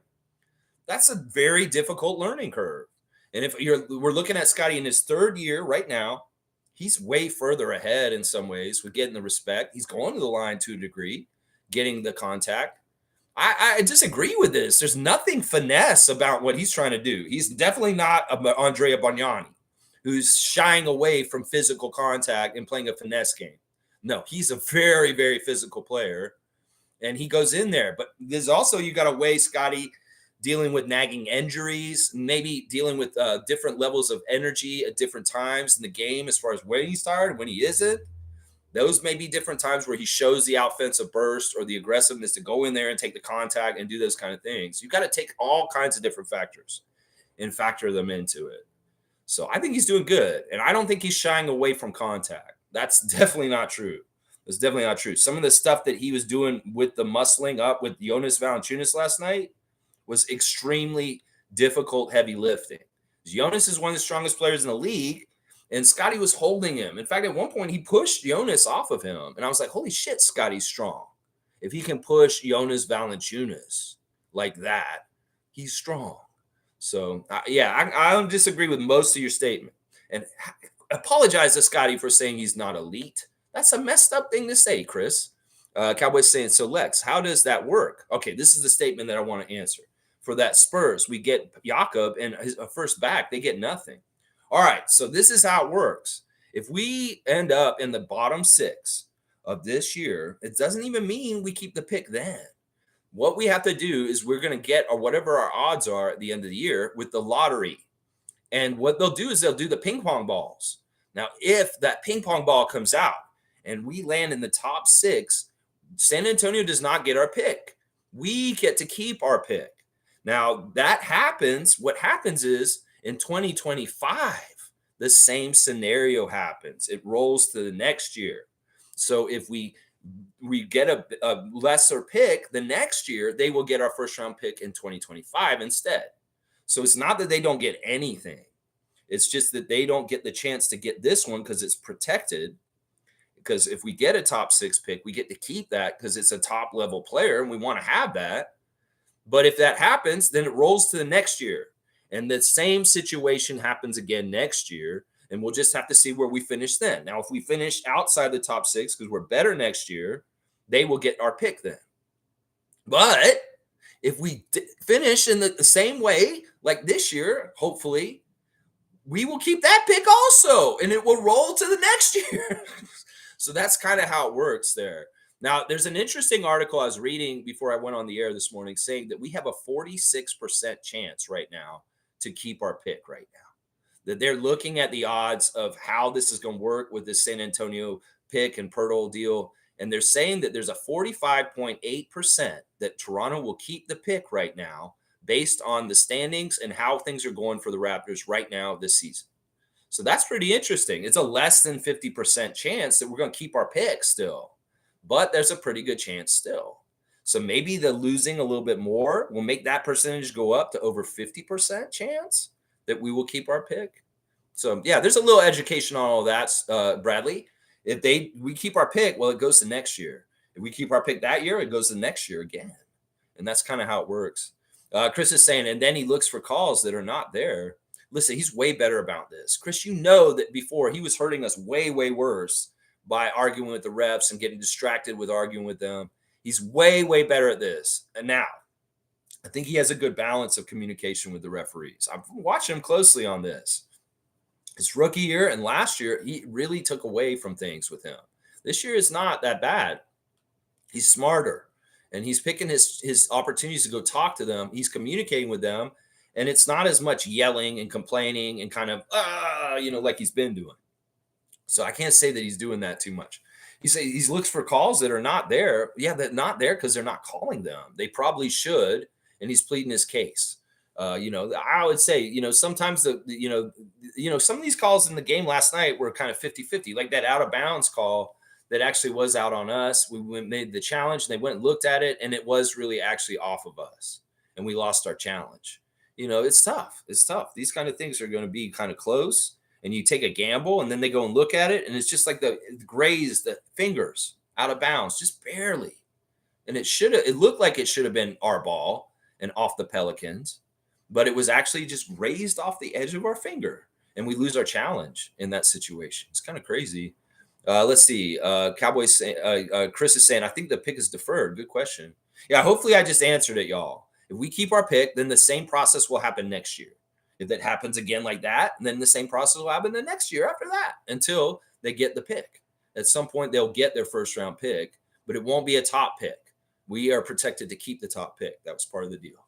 Let's see. Trevor's saying Dana, Doc, and a scammer to the NBA. What? Trevor, some of your comments I don't totally understand. Dana, Doc, and a scammer to the NBA. What are you saying? Doc Rivers is a scammer? I don't totally understand what you're trying to say. Trevor, flesh it out. Cowboys got the Mug Brothers on effect. Nako's saying Grady outplayed Jordan Hawkins last night. Well, Jordan Hawkins didn't get to play until like the garbage time.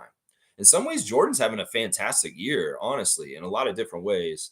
So, but yeah, I like to see Grady have the better stat line and be more more out there and doing more stuff on the court. That is awesome. That makes me feel real good about stuff like that. Yeah. All right, let me see. All right, that jumped ahead. Let me get back to where I was. Glad to see you, Gerald. I missed you, man. I missed you lately. You're my guy, bro. You're my dude, Naco the Nacho. My guy. Yeah, my dude. All right, let's see. Holy crap. All right. Give me a cutoff now, guys. Maybe this is too soon. I don't know. Well, maybe we should get this all out there. All right. Kareem's here. Kareem Thomas, Chev Head, Scotty Barnes, Swish Family, 2022. Since we can't slander Darko and Scotty, the Raptors got to play better, and it starts with the equipment manager. Are you doing the Giannis speech? The equipment manager has to do a better job with whatever they have to do. All right. I understand your point and what you're trying to say, but I don't think the goal right now is to win. Seriously, Kareem, let's think about this. What is the goal for the Raptors right now? The goal for the Raptors team right now is to build, is to learn, is to develop. And in some ways, winning is not probably realistic in a lot of these senses. In some ways, it's like a prize fighter. I've said that we're Glass Joe recently in Mike Tyson's Punch Out. If Glass Joe, you know how skilled he is in the game, as far as like when you fight him as Lil Mac. He's easy to punch out. In some ways, you can get a one-punch knockout on him if you know the exact timing of the right place to do it. That's what I'm saying. In some ways, we're not going into gunfights with the right kind of level of competition to make it a fair fight. In some ways, we're going to be playing against teams that have their shit way better together, have better talent and bigger size at this time, and we're going to get our ass kicked. In some ways, we've got to be okay with this for right now, at least for the end of the season. We'll have to see if we do anything monumental in the next 2 days. Maybe there's a chance we can have a salvage of this season with a big, huge move before the trade deadline. But it's not likely. It's probably not going to be something monumental. It's probably going to be, for now, it's going to be something that's going to be good for later. Everything's coming later. So right now, getting all hung up about the W is not necessary. It really isn't. In some ways, we don't want the W's right now. We want the L's, because of the Jakob Poeltl protected pick. So in some ways, look, you can call and try and find accountability with the equipment manager and yell at them for not putting the jerseys out right for the players in the locker room. Maybe you get mad at them for not making sure the balls aren't turned the right way on the ball rack. Yeah, we can get real mad about nitpicky shit if we want to. But right now, it's not about that. It's about progress. It's about growth. It's about development. It's about getting time for Grady. It's about doing things that will help us for the future right now, even though we're not winning. So, yeah, we can't get hung up about W's. It's just not realistic. Y'all are going to torture yourself. If you're all about just winning right now, yeah, you're going to hate it. You're going to really hate it. Trust me. You can't be like that right now. Yeah. Yeah. Cowboys saying all toxic fans get my 2-finger salute. Let's go. There you go. I'm all about that. Cowboys saying alley-oop to Kareem plus the pilot and his bus drivers. So you guys are going to go talk to the pilot and the bus drivers about why they're causing us to lose? Seriously, y'all, come on now. Come on now. Y'all, I know it's a natural inclination to want to finger point about things, but in some cases, it's just no point to finger point. In just some cases, it's more toxic and negative and hurtful to finger point than it's just like, you know what? Let's just fucking deal with this as a team together. It's no individual's fault, and we're going to go forward as a team, and we're going to try and make this better going forward, staying together. This finger pointing causes dissension, causes rifts, causes problems on teams. And the players know this way better than the fans. In some ways, they know how to handle talking about each other in interviews or talking to each other in a way that's humanitarian and causes team unity. And the fans could learn something from them. Yeah, they really could. They really, really could. Kareem saying, understand why Masai was reluctant to break it up. Rebuilding is hard with no guarantees. This is totally true. This is totally true. When Masai did that hour-long interview after Pascal was traded, he very much meant this, y'all. Y'all need to be patient. You need to understand that this is a new period and things aren't going to go exactly smooth. It's going to be difficult. There's going to be transition period, and we're going to have to learn how to win again. And in some ways, y'all, if y'all can't handle it or stomach it, well, you can take off. Like Ray Smith told us last night. He said, hey, yo, Lex, he said this in the Facebook chat last night. He's like, look, Les, I got a lot going on in my life right now. I'm going to check out, y'all. I'll see y'all down the road. I'll come back. It's just right now, you know, things aren't going so good in the Raptors world. And in some ways, I need to go focus on my career and my family and other things. And it's like, I'll be back later. And it's like, hey, that's cool. It's all good. I understand, Edmund. You're a very, very busy guy. In some ways, people that don't want to deal with this kind of stuff, well, go the route of race mode and go deal with other things in your life. Go focus on them. I'll focus on things still here. You want to understand what's going on, you can always check in with me, and I'll tell you, yeah, this is what's happening with them now. And you can get up to date real quick with the Raptor Freak channel. But in some ways, I understand. Some people's attention is going to wane. I'm not getting as many subscriptions anymore because there's the interest in the Raptors is not good right now. In fact, I may lose subscriptions over time right now because I'm less likely to gain them. Because how much interest there is there? No, it's going the other way. My channel goes with the team whether they're winning or not. If they're winning, there's enthusiasm, there's excitement. Boom, my subscription number will go up. But if there's not, yeah, it's going to stay where it is. If not, go down slightly, very slightly. So let's see. Bryce is saying, I know it's super early to talk about, but I'm way too excited for the offseason. Having those 4 picks in this year's draft is so important for us because there are sleepers. People say this draft sucks, but there's sleepers. Bryce says there's good players in this draft. Well, if anybody's going to find them, it's Bobby and Masai for sure. Jimmy's saying, laughing my ass off at Kareem. Yeah, there's no guarantees. There really isn't. This isn't for the faint of heart. You have to have a strong stomach for this stuff. Infamous saying, salute, freaks. I don't want anyone using the tired excuse because Darko made it clear that it's not that. Yeah. Yeah, I'm just going to say we got blown out. We got beat by a better team. I mean, the fatigue is an issue. Sure. In some ways, maybe Darko did manage things with the 2 overtime game. As far as like thinking about your starters are going to be playing almost 50 minutes in a double overtime game in Oklahoma City, and then they got to turn around and go to New Orleans immediately after that. Yikes. In some ways, that's almost punting the New Orleans game to try and win the Oklahoma City game for sure. And it failed. It didn't happen. We didn't get that one. It sucks. Randolph saying, beloved Raptor Freaks, most informative gang. Blessings on you and all those around you. Be strong in your faith as you seek to accomplish God's will for your life today. Love to all. Thank you, Randolph. I appreciate your words, your blessings. And yeah, our blessings to everyone in the Phillips family and all the other Raptor Freaks family. And very good grounded point to say, yeah, just keep gratitude in your heart and good things will happen to you. Be strong in your faith and love to all. I love that. I love that. Nako saying, if we have that 6th pick, I'm going with Kyle Flipowski. All right, you want me to do a real quick check on somebody real quick? All right, we'll do a quick scout. Kyle Flipowski. This sounds like a crazy name, bro. All right, Kyle Flipowski is an American basketball player. He looks like he's got some skincare issues, but that's all right. Doesn't matter. He's from Duke. He plays for the Duke Blue Devils. Apparently, that's not a bad connection to have with Gary Trent and RJ run around on our team. He's a center. He's 7 feet tall. He's 248 pounds. He's from Middleton, New York. Let's see what he looks like. He's a 5-star recruit. And he was interesting. All right. Let me go look at a clip of him, Nako. Since we're doing this now, we'll do like the instant scout kind of stuff that I do sometimes. This will be a new little thing for this year's draft coming up. I'll go and scout somebody. First time. I'll never seen them. This is totally a new reaction. I'm going to watch the first clip I see of them in the highlight reel. Okay, we're seeing a 30-point game that he had. He was the first.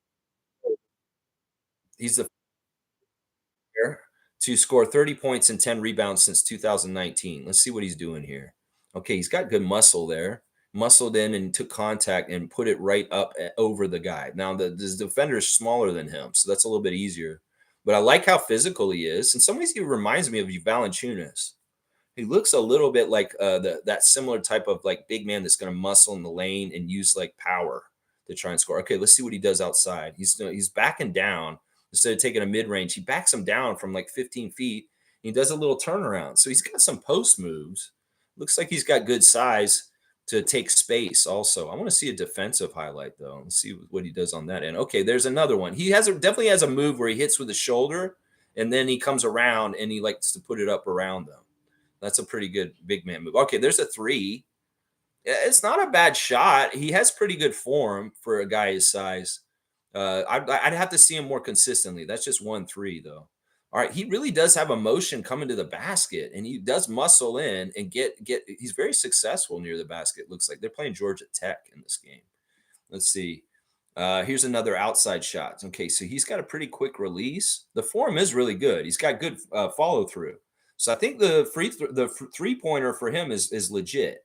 It's not okay. Is this him on the break? Okay, the guy comes up, he misses. Wait, was that him dribbling on the break and laid it in? Okay, that's interesting. He's way too slow, though. He can't do that in the NBA. He could do that in college, but he can't get away with doing that in the league. There's another three by him, and this is all in the same game. So it's 30 points and 10 rebounds. When was this game? Did this happen like 3 weeks ago? Okay.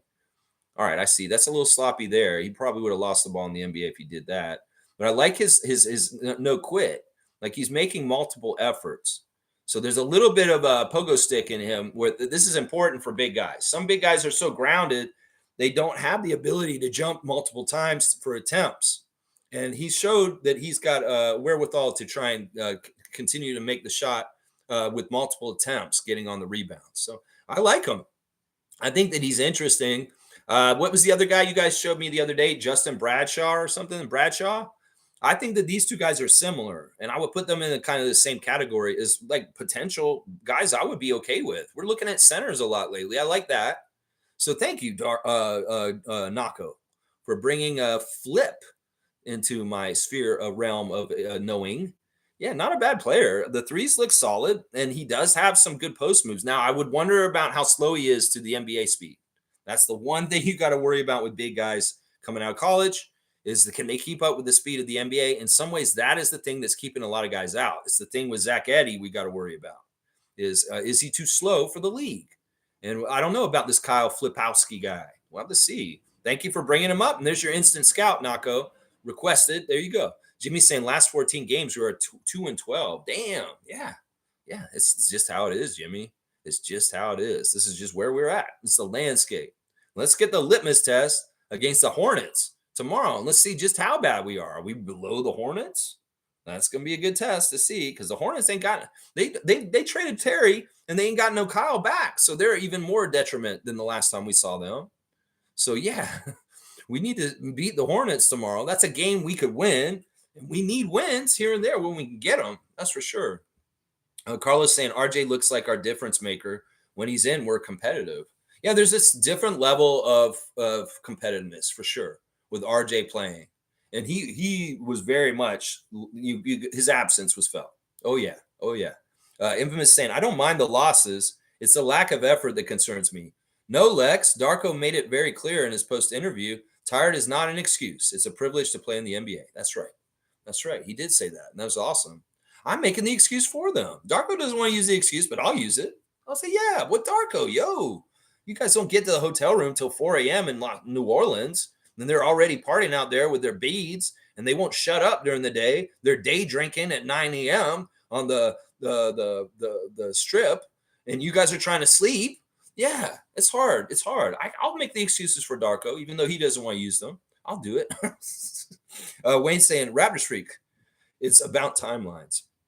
February 8th, the end of the season, and October. All I know is the fuckers who wanted our core gone and Scotty Barnes to be the man, this is what it looks like. Literally, clearly, early. Fuck you, Rogers. Yeah, Wayne's right. In some ways, it's going to be ugly for a little while. It's going to get prettier. Scotty's going to go through, this is like the worst. It's going to get better and better and better. Trust me. Scotty's going to be the rising up. Like we've seen him rise as a player in his first 3 years. Well, he's going to rise up even more, and he's going to carry our team up with him now as he rises up. So, yeah, just give it some time.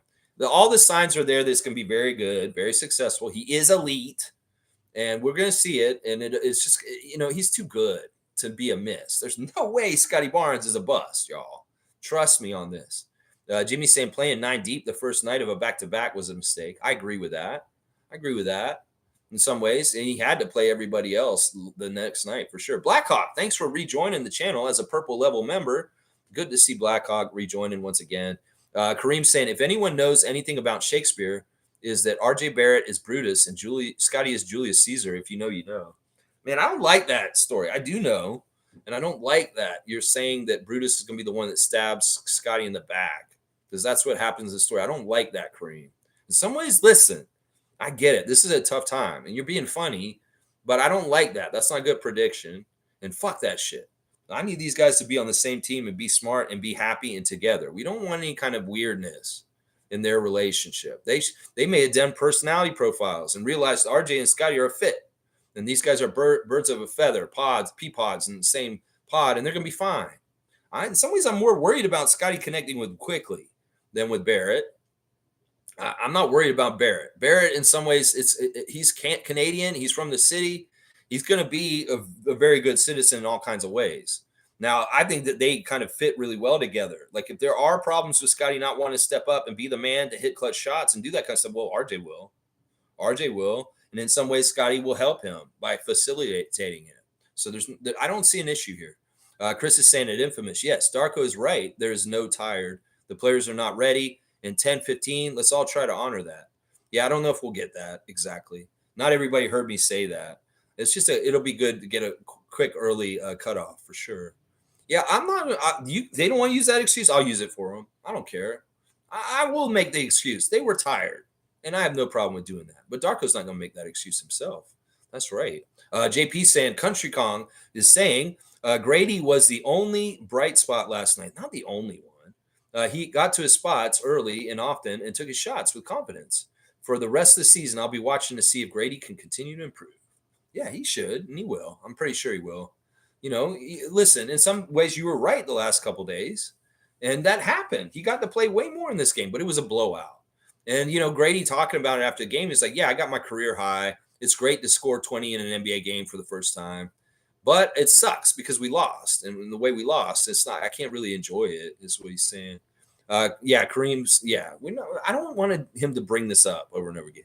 When you guys talk Julius Caesar in the future, I'm just going to be like, yeah, I'm not with that comparison because I know that story. And that's not one we want to prophesize for our team. It really isn't. Seymour saying, I watched the game at Cowboys Casino last night, and a guy said he was happy Siakam is gone. At half, I went up to him and said, look at the score. Is this what you want? And he said, no, this is bad. Well, this is what we got. Seymour, that's such an amazing story. Sometimes your Alberta stories are so awesome to me. Yeah, that's interesting that you had that little back and forth. That guy, I'm glad Siakam's gone. He's like, well, this is what you get. And like, yeah. Cool Cat's here. Good morning, Raptor Free Crew. Good to see Grady's shooting flow is progressing nicely at the NBA level. Yeah, a lot more confident. I loved one of the shots that was awesome was the shooter's bounce one. I didn't think he was going to make it, but he did it. That's the sign that he knows what he's doing. He had the shooter's bounce. You saw that one shot he shot, and it looked like it was going to not make it, and it flipped up, but then it went, and then it went in. That is a sign of a very, very good shooter, the shooter's bounce. And when we saw Grady make that shooter's bounce shot, I was like, okay, now we got something here. Yeah. And the other thing that Grady was doing last night was he was dribbling into mid-range and popping. And he hasn't done a whole lot of that because in some ways he hadn't had the confidence or the ability to read the spots, to get to them, to do it in a clean way away from the defense. But he's doing it. He did it last night. And that's impressive in some ways because the Pelicans defense is very good, that he could carve out that space and dribble just a little quick dribble and then stop and pop. That was a really interesting new addition, too, that we hadn't seen a whole lot successful from him in his rookie year so far. So there's some really good stuff we're seeing from Grady, for sure. You guys are right, Cool Cat and Country Kong, for sure. Seymour saying, ever since Norm's trade, I feel we are doing the cha-cha, 2 steps forward, then 2 steps back. I don't know. This is definitely different than the last couple of years of Nick. We're in a worse place than the last couple of years of Nick. We had a very solid roster. It's just it wasn't clicking right. There was weirdness behind the scenes, but we had a very top-level team. We don't right now. We really don't. Until we get these picks figured out, until we do maybe a deal this week, we got to do a couple more things. Now, you could say it's a cha-cha, 2 steps, but in some ways we're going steps back and not as many steps forward yet. The steps forward will come this summer and next year. It may not come for the rest of the season, though, y'all. Just so y'all know. Let's see. Seymour saying the Norm deal, Pirtle deal, OG deal, Pascal deal. I see what you're doing. You got graphs going up and down like as a boardroom. We're in a meeting. And we got suits and ties and briefcases. Let's look at our projections since the OG deal. We're on our way up. Oh, wait. Siakam's traded. Now we're on our way down. Oh, no. Yeah, I get it. Bryce is saying, pause, Lex. Long, big, and hard to handle is kind of crazy. Did I say that? Did I actually say that? Was there a phrasing issue earlier? I didn't even realize that. I never said hard to handle. Oh, I guess I did. That kind of is a Black Crowes song. Okay. Yeah. Pause. Phrasing. All right. Maybe this is important that we made the switch to Grady Richard today. Yeah, maybe we're getting a little crazy here. Seymour's crying about it too. Let's see. Cool Cat saying we're going through changes. It's okay. I'm going through changes. Why am I doing that? I got a mic. I'm going through changes. This is Ozzy Osbourne song, Black Sabbath. Yeah, it's okay. We will rise again, just like the sun. Annie, the sun will come up tomorrow. Bet your bottom dollar that tomorrow Scotty Barnes and the Raptors would be great. Tomorrow, we'll win games tomorrow, but not today. All right, let's see. Fiercely saying alley-oop to Wayne and agreed. They tried to break the core, and now that we're losing, they're reaching a new level of toxicity. Fan base toxic as fuck. Makes me sick. They're not fans. These same people that told us to rip it apart, get rid of Siakam, get rid of Anunoby. Now they're saying, get rid of Boucher, get rid of Trent. And some of them maybe even say, get rid of Barnes. These are the same people that were never our fans. They're just negative, crazy-ass people that want to see our demise. And they're in there adding their voices in our spaces. And now they're just kind of like even more like crazy, and they've been having confusion happen. So they really pile on. So in some ways, we just got to starve them for attention. Just don't give them attention anymore. That's what we got to do. That's the only way we can do this, because they're not going to go away. They're not going to change. But if you don't listen to them, you don't hear them, they're less important. They really are. Wayne's saying our players won't be pissed because they won't be here. Lex, are you fucking crazy? Pelicans are punks. No way I want them going anywhere. Not when Jamal Murray in Denver is around. Ingram is a crybaby. This is a personal preference, Wayne. In some ways, I'm anti any of the big teams, and all the small teams I'm for. And I don't care which ones they are. I'm for the Timberwolves. I'm for the Pelicans. I'm for the Nuggets. I'm for the Thunder. I'm for all these teams that are small market and are not the most desirable to win NBA championships. That's the key. That is the key. I am anti-Lakers. I'm anti-Celtics. I'm anti-Knicks to a degree, other than OG, because they're top-level teams. They're not top-level teams. They're top market teams that the NBA overvalues, and really gives all kinds of breaks and help. So to fuck things up, I want a team like the Pelicans to go really far, because I know in some ways that the league will be upset about that, just like they would be upset about us going far. So that's part of it right there. You know, you can be mad at them for being punks like that, but in some ways I'm not hating on them. That's a good team. They've worked hard. They have a good coach. They've got different players that I like, that I don't hate as people. I mean, we can have a difference of opinion on this. This is just opinions. Our players won't be pissed because they won't be here. You're talking about like feeling about last night. Some of them may. I bet you RJ might. I don't know. We'll have to see. Infamous St. Chef's videos, More Fire, is a must listen to. One of the best he's done.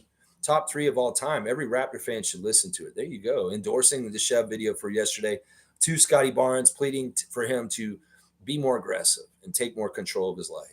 Yeah, it sounded like it was really good. Maybe I will go watch it. I haven't watched a Chev video in like 2 years, but that's just because I don't want to rip him off. Kevin's saying we need a true scorer next to Scotty. Scotty has to work his offensive skills this offseason. Whenever RJ doesn't play, we lose bad. I think that you just answered it right there. We have a true scorer in RJ Barrett. We have a true scorer in Emmanuel Quickly also. It's just that these guys got to get more acclimated and ensconced in our team and the chemistry, and we'll be fine. We'll be fine. In some ways, RJ is so essential and key to our team right now. Now, if we get another guy, some sort of scorer because of the draft or something like that, that'd be great too. Mo's here. Going to see Superfan Mo. Let's see what she's saying. Good morning, Raptor Freak family. Not a pretty good post game from Darko. Okay, not pretty. Good post game from Darko. Way to go, Darko. Thank you. Someone had to speak up. Some fans asking for players meeting only. Yeah, well, that could be fine. I mean, a players only meeting would probably be good. If they had one today, that I wouldn't be upset. And maybe they need one, maybe they don't. I don't know. In some ways, that like the leaders on this team are really good at talking to people. Maybe they need to wait till the trade deadline's over to do a players only meeting. Maybe they need to realize who they are. Like that's what Darko said too yesterday before the game. He said the trade deadline is a distraction. It's annoying. The players, the coaches, and everybody will be very happy once we get to the ninth and it's over. In some ways, he also said, I'll know who our team is at that point, and we can go forward from there. So right now, these next couple of days is really just kind of like limbo, and everything's up in the air. And Darko said himself, it's annoying, and everybody is kind of still kind of not totally sure what's the fuck's happening. So that's him saying that. So he's very much looking forward to the trade deadline passing and him knowing exactly the roster and players he's going to be working with for the rest of the season. And until that, in some ways, maybe a players only meeting is not necessary until we know who's exactly going to be on this team. I think that makes sense there. Let's see. Cowboys got the team on blast. And Chris is saying, best to think the fan base doesn't even exist. Yeah. Be your own fan base. Let's be the fan base ourselves. Let's just say we're the Raptors fan base. And those other places there or whatever. We're the good example of being a fan base for the Toronto Raptors. And I'm with this. I'm with this. In some ways, these people don't have to exist in your life. They're not important. They're just trees fall in the woods that nobody hears. That's how you can treat it. That's how I've been treating it. And my life's so much happier. In some ways, I don't go looking for the toxic of Raptors fan opinion somewhere. Oh my gosh, my life is so much happier. I don't need to sully myself with the sewage of their thought and the way they think and their negativity, their pessimism, their unrealistic bullshit, their stupid ass fucking out of pocket, dumb ass slander. Yeah, no, I don't even hear it. It's the tree that falls in the woods. Is a tree fall in the woods if nobody hears it? That's that weird old Zen meditation question. Well, don't hear the trees. Your life's happier. It is. Trust me. This is worse if you go in there and fight with them and get involved with them. It makes the losing 10 times worse because you're in there fighting. And in some ways, you don't have a leg to stand on. Our team is bad. In some ways, I can't go into Zazu spaces with a fully clipped gun that I could just with truth bombs on them. No, because in some ways, we're bad. And the negative naysayers may have more ammunition in their guns right now. So in some ways, there's no point to go into those shootouts with people about opinions about the Raptors right now because we're down. And we just are. We're just down. Chris is saying also this team is a mess. But hey, I listened to the Pelicans stream and they said this team is talented, just in flux. They also could not get Chris's lack of run. Well, it's the trade deadline. He's probably going to get traded. That's exactly what it is. I mean, that's cool. I like hearing that Antonio Daniels, former NBA player, is the color guy for them, saying nice things about our team. I think that's true. Our team is talented, and we've got a lot of good pieces. It's just that we're very early on in the new era.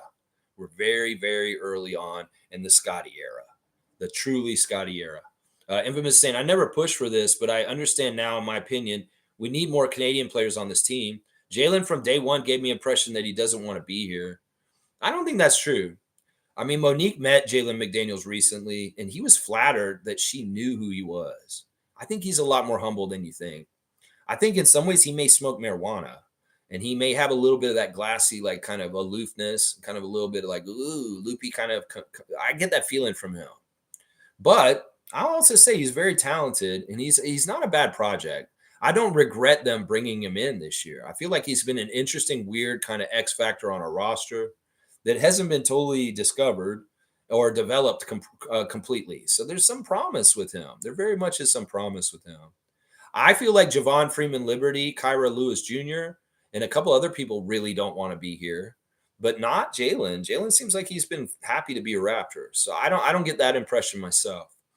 Let's see. Fiercely saying Chris Boucher secured a 100th point, lessened the embarrassment. I know that was important. I'm so glad that we got to 100. That was really important. And Chris was an ultimate pro in the way he played the last 12 minutes of the game in the fourth quarter. He played that whole entire quarter. And thank God. And yeah, Chris, oh my gosh, if that's the last game you play for the Raptors, man, you did it the right way. It's so professional. In some ways, man, I hate it. I hate it in some ways. If we see Chris Boucher is traded in the next 2 days, I'm going to be sad about that. I will. You guys were right yesterday when you said that. True Pro, not so fun fact, looked at the box score and everyone was negative except for Otto Porter Jr., who had a 0. Yeah, well, he didn't play. Otto didn't even play in the game, so he doesn't get a plus or minus. He was not in the game. He never played, actually. I think Otto's injury is is still there and it's kind of managed. And it's like, if we need him, we'll play him. But if we don't, then let's not risk anything. It's kind of the way we're dealing with him right now. Jimmy's saying, I don't know what to say at this point. 2-12 last 14 games. Apparently Darko can do no wrong. I'm sorry, but the criticism is justified. Rumors of players meeting is not good. Once again, Jimmy, in some ways you're slanting very negative when you think about this stuff. You got to understand this record does not matter. In fact, that record is good for us right now. You're saying 2-12, you're upset about that? Well, it's just reality, man. Get over it.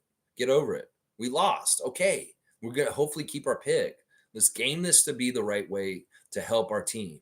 In some ways, you getting all upset and looking at that record and blaming Darko is useless. It's absolutely useless because it's not Darko's fault. You're going to say it's the coach's fault. You tried to say this the last couple of days, and it's not his fucking fault, Jimmy. It's not his fault. This team is in transition, and any coach that is in this position would have just as bad a time. And honestly, the barometer for what our team's doing is not the win and loss column. So just get over it. Stop looking at that. Stop saying stuff like little rumors or players only. Well, first of all, it's a rumor. We don't know if it's true. This team's showing good communication. They've talked. They've had very good practices and film sessions lately. They're learning. They're listening. It's not like these guys aren't listening to each other. The game last night was a combination of a couple different things. That team had 48 hours rest on us. The Pelicans. Yeah, they had not played since Saturday night. We played the night before a double overtime game. And Darko doesn't want to use that excuse, but I'll use it for him. And that team is very good. That's a team that is going to do something this year in the postseason, the Pelicans. So, you can gauge this all kinds of different ways if you want. If you really want to be hardline and say it's about the wins and losses, Lex, well, you're going to be disappointed. And you're going to be just as upset as you are right now. But it's ridiculous, honestly, Jimmy. It's ridiculous that you're upset like that about a 2-12 record. Get over it. It's just how we are right now. It's just how it is. We're not the same team with our guys traded at this point. And it's just going to be this way for the rest of the season. I told you this, and you're not listening. So just stop looking at the wins. Who gives a shit? We could lose every single fucking game for the rest of the season, and I'll be fine with it. And it wouldn't be Darko's fault. It wouldn't. So just understand that, okay? I'm serious, Jimmy. I don't want to hear you criticizing Darko every single day for the rest of the season. It's not fair. It's not right. We're in transition, and he has to reset up the shop all over again. He set up the shop at the beginning of the season with the core that we had at that time, and the front office has taken the core away. So he has to build a new core. And other teams have had a whole half season to build up and get the chemistry and doing what they're doing. We're going to get our ass kicked. So seriously, it's not useful. It's not useful. And in some ways you're torturing yourself because you're hung up about record. You just need to let it go.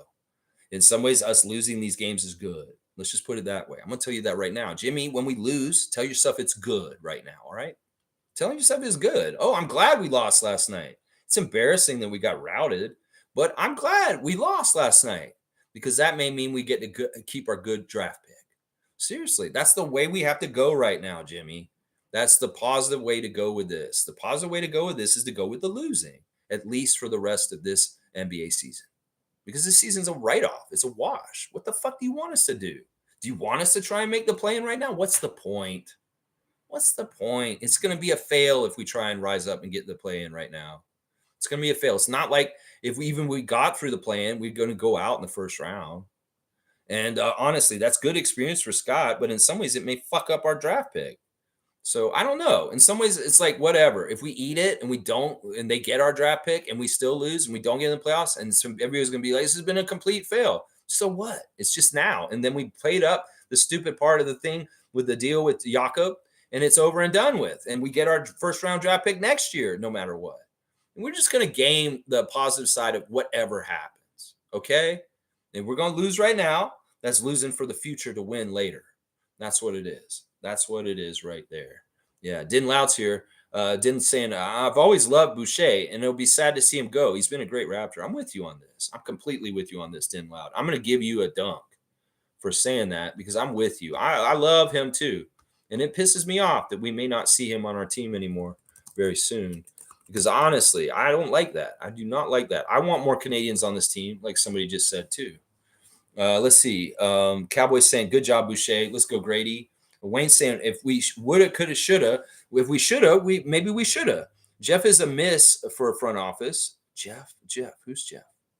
Jeff is a miss for a front office. You talking about Jeffrey Doughton? I don't know. That's a long time ago. That's too long ago. We signed Garrett and McDaniels. The bench doesn't need a lawyer. Hasn't helped us get better calls or treatment by officials. Okay, that's it. I don't think that's true. I think we have gotten better calls this year than last year. I really do. I really do think we've gotten way better referee calls under Darko and Garrett Temple than we did with Nick Nurse and Fred VanVleet last year. Seriously. And don't get it twisted, Wayne. Garrett is helping us. Seriously. Every single game, he walks out before the game and talks to the referees. He's politicking for us, and we are getting a better whistle because of him. Him, Thaddeus, and Otto have pull around the league, and they can go talk to the refs, and the refs respect them because of their long careers. So don't get it twisted. This is a real thing. And I've seen it in person. I'll go to the arena and sit in the arena before the game, and I'll watch what's happening on the court before anybody's in there. And Garrett always goes to talk to the three refs. And he very much touches base with them. He doesn't just talk to them. He talks to them like, hey, how's your kids doing? He knows their wives' names. And this is, you got to understand, we've had way better calls this year than last year. You got to be crazy if you don't think we have. Seriously. You're missing Jeffrey Doughton Jr.? No, bro. He's not even on the Sixers right now. He is not even playing in the league in any kind of way at this point. He's a straight up G leaguer. You cannot be like, you can't woulda, coulda, shoulda that. You can't. Maybe we should have cut Malachi, yeah, and kept Jeff for that, but not the McDaniels Garrett stuff. That wasn't involved with that. Seymour saying, Din, you see Boucher get moved? And to where? For who? He doesn't see anything specifically. We're just talking about, seriously, Seymour, how can you not tell the DMPs with Chris lately, the way that he's treating them, really is the writings on the wall. He's probably going to get traded. In some ways, you can tell. You can just tell. Monique is saying 3 stars of the game in the loss. Grady, Jakob, and Chris. That's the same for me. Same 3 stars for me. Cool Cat saying, Lex, Jakob has been doing that slash shot move and floater shots to create space since he reconnected with Pascal. Bench mob moves revived. Two-man big to big game. No, it's not that move I'm talking about. I'm talking about when he's like all the way almost at the 3-point line. And like Emmanuel will drive and he'll kick and he'll flip it over his shoulder to Jakob and he'll run towards the basket. It's almost like he's running 15 feet with the dribble. You know, there was that one play where they screwed up and they gave Bruce Brown gave the ball to Jakob in transition. I don't know if it was last night or the night before. And they said, oh, that was a screw up by Bruce. He shouldn't have thrown it to Jakob in open court like that where he had to dribble and put it down. That's too much for him. And they could put somebody in front of him and draw a charge real easy. Yeah, that's true. But that's the thing that's kind of what I'm talking about, Cool Cat. It's like you don't want Jakob bringing the ball at the court, like dribbling and coming to the court. But I've seen him put the ball on the floor and dribble towards the basket more than ever this year. Like even in San Antonio, I don't remember him doing this much. I don't think it has anything to do with Siakam. It just has to do with him and his offensive game at this point. He puts the ball on the floor and he attacks the rim way more than he used to. A lot of what he used to do is just post ups, backing down and turning around and flipping the shot over people. He's actually putting the ball on the floor and dribbling like 2 dribbles and then dunking it on people.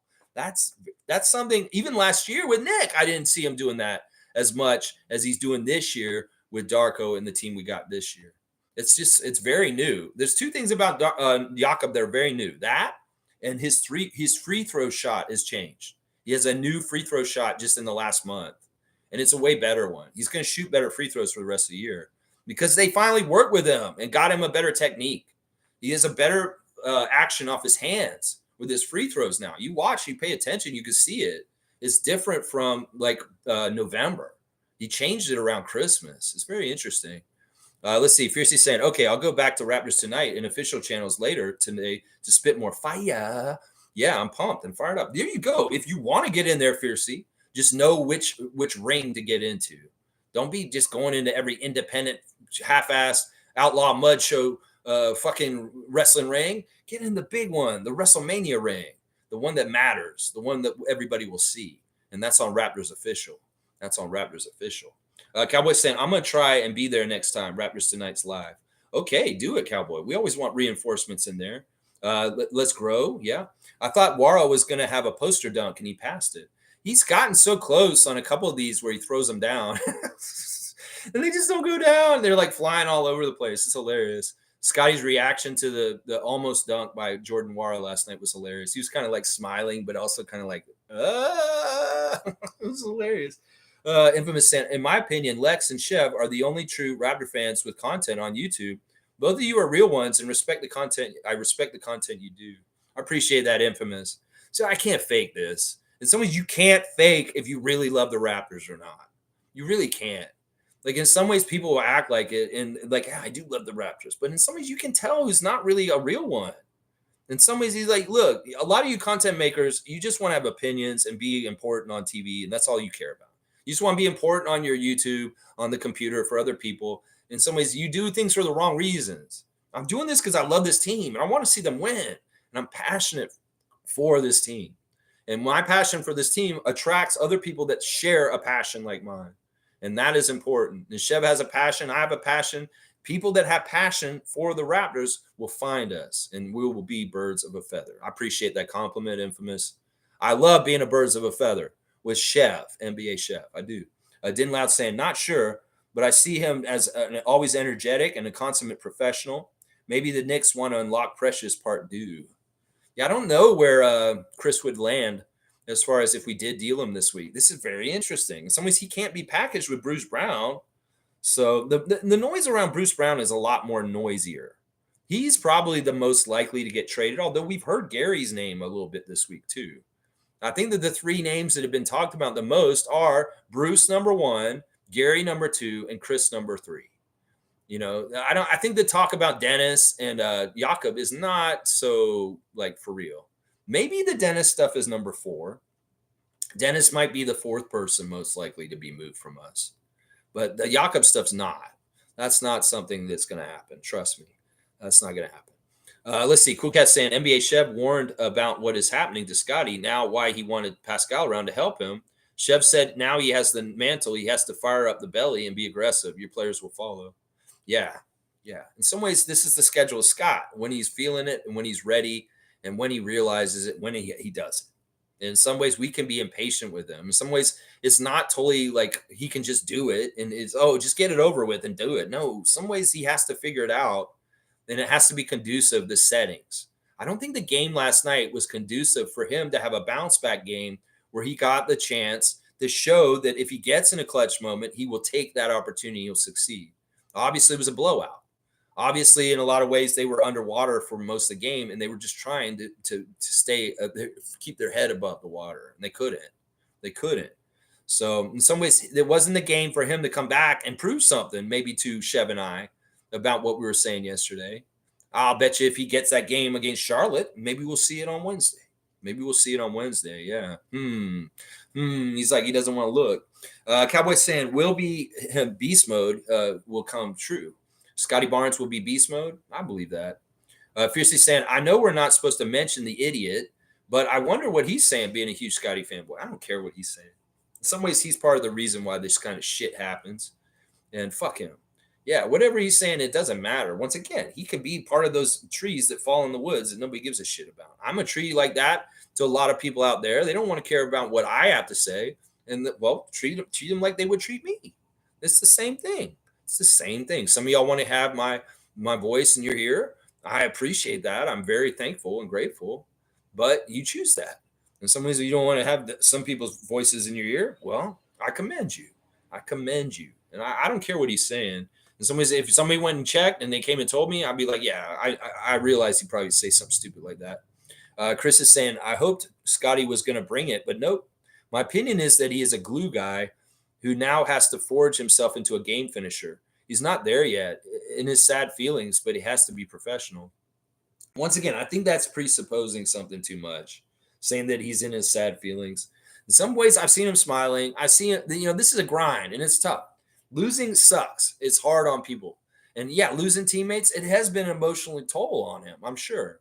But he's been very professional about all this.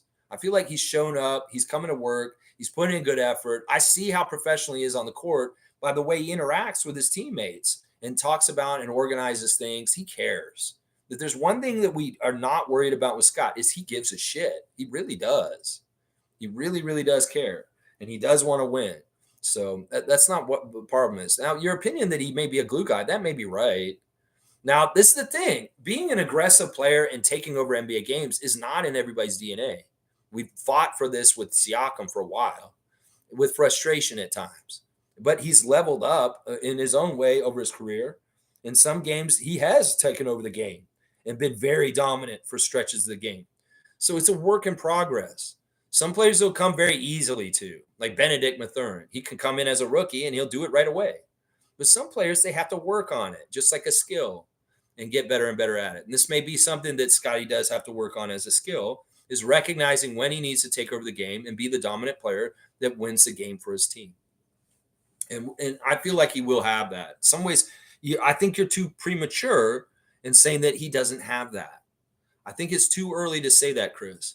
I think that in some ways we could say that about players in the past, and we were wrong, like about Siakam. I may have said that about Siakam 5 years ago and said, well, Siakam just doesn't have that closer mentality. He just doesn't have that clutch. He just doesn't have that. And then, he'd win a game against Phoenix with a layup. Or he'd have a dominant stretch where he scored like 10 straight points for the Raptors and just absolutely was like killing it for us. So there's levels to this, and there's time, and there's progress, and there's development. And I think that Scott can develop more of a clutch factor and more of a mentality that takes over in those situations over time. It's just right now, I think part of it is the thing with Scotty is that he plays in the flow of the game. He doesn't want to be selfish. He doesn't want to go take more than what he should get. And he plays within the game. His first year as a rookie, he really just was doing easy stuff. The second year, he did harder stuff, and he did the same as he did in rookie year. This year, he's doing the harder stuff, but he's excelling and making more of a leap. So it's all like development in different areas of a player happens at different speeds in different places. Like some of the inside post stuff he's doing is accelerated. Amazing. Some of the defensive stuff with shot blocking right now, accelerated. Amazing. But maybe the clutch, taking over, I'm the man kind of stuff is going to be a little bit of slower development pace with him. And that's not a bad thing. It'll come eventually, hopefully. It's just that it comes when it comes. Maybe it's when he focuses on it in his training regimen for the offseason. Maybe this game on Sunday, where he didn't take the opportunity to beat the Thunder when he could, is a learning lesson that will shape his whole entire offseason regimen of how he trains this summer. Seriously. Maybe he is going to do like crazy drills over and over again, last second drama kind of ideas in his head. Like 1, 2, 3. All right, dribble, shoot. He's going to practice that all summer. Maybe he will. Seriously. The way he worked last summer and the gains he got on his game makes me think that in the offseason is when this dude is doing the most work.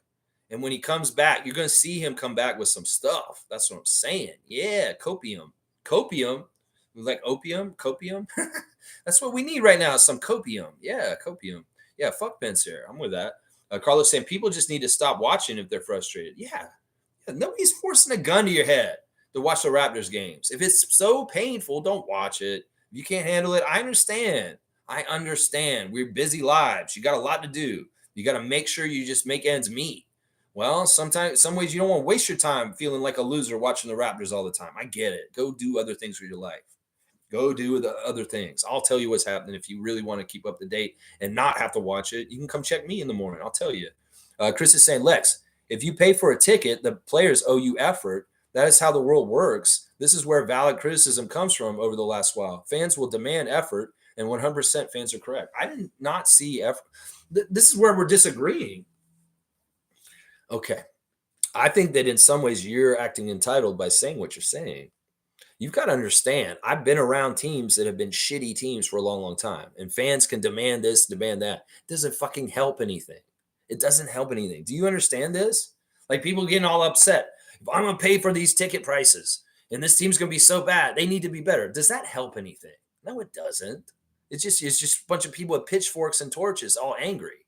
Y'all don't help the team get better by demanding the effort because I paid the tickets. That's not how it works. First of all, I would argue that they put a good effort in certain ways in the game last night. They were just outclassed. They were outplayed, out-talented, outworked. And in some ways, I give them a benefit of the doubt. You can say that they owe us effort. They give us effort all the fucking time. They're busting their ass. They're bleeding. They're sweating. They're kicking their body's butts for our enjoyment on the court. So I can't get behind you on this. I'm not an entitled fan. I don't come in there saying the Raptors have to win for me or I hate them. I'm not like that. I want the Raptors to be who they're supposed to be. And if they succeed and they win, I'm very, very happy. But I'm not making conditions. In some ways, my Raptor fandom's not going to change whether they win or lose. I'm going to love this team no matter what. And that's the difference. I'm going to the game on Friday. I'm going to the game on Valentine's Day. I'm paying a lot of money to go to these games. But I choose to because I want to say hello to Fred. I want to say hello to Pascal when they come back for their return games. It's important to me because they're important, greatest Raptors of all time, for me to be there to welcome them back as opponents on the new teams. And I'm not going there to see the Raptors win. I don't care if they win or not. I'm going there very specifically because Adriana loves Fred VanVleet and she wants to wear a Fred VanVleet jersey and go support and say hi to him when he comes back on Friday. And that's my whole goal for Friday. I don't give a shit if we beat the Rockets. In some ways, I'd be great if we did. But I'm going to tell you right now, every single regular season game I've gone to this year, we've lost. We've lost every single fucking game in the regular season that I went to. We've lost. We won the 2 preseason games I went to. Carnes Typens with the Saborin brothers. We won that game. We won the Washington Wizards preseason game that I went to with Adriana. But all 6 of the Raptors regular season games I've gone to this season, we've lost. A game to the Sixers, a game to the Celtics, a game to the Jazz, a game to who was the other ones that I love? Oh, man, I've been to like 4 or 5 games already this season, and they've all been losses. Yeah, I was sad when we left. But in some ways, I'm not going to get all bent out of shape. In some ways, my goal is to go and see Fred VanVleet come back to the Air Canada Center / Scotiabank Arena and get his kudos and applause and love from the Raptors Nation. In some ways, I want to see Siakam return, and hopefully we have 43 jerseys all over that arena. That's what I care about. In some ways, I don't give a shit about winning at this point. In some ways, I just want to honor our champions when they come back. That's it. We're all different. What are fans demanding? I don't know. I'm demanding that my team continues in the right direction going forward. That's all I care about. The right direction going forward may be losing. Let's just say that. Cowboys saying, what for what? What for it? What for it? What for it? What does that mean? I don't know. Seymour saying, I think Lex's take on SB4 being more of a Magic Johnson or a J Kidd is accurate. He ain't a prolific scorer, more a great assist guy. He's a glue guy. In some ways, he's not even just Magic. He can be like Duncan.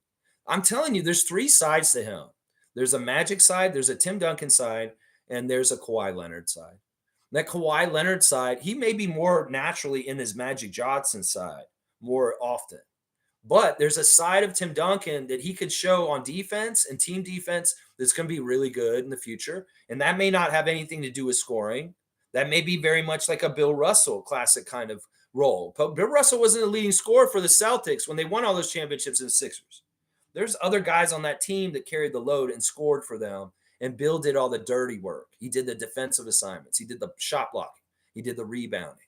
In some ways, I see Scotty as being that kind of player. That you guys want him to be a point guard, but I also see that he could be a dominant defensive player and rebounder in some ways that could really help the Raptors better than being the point guard.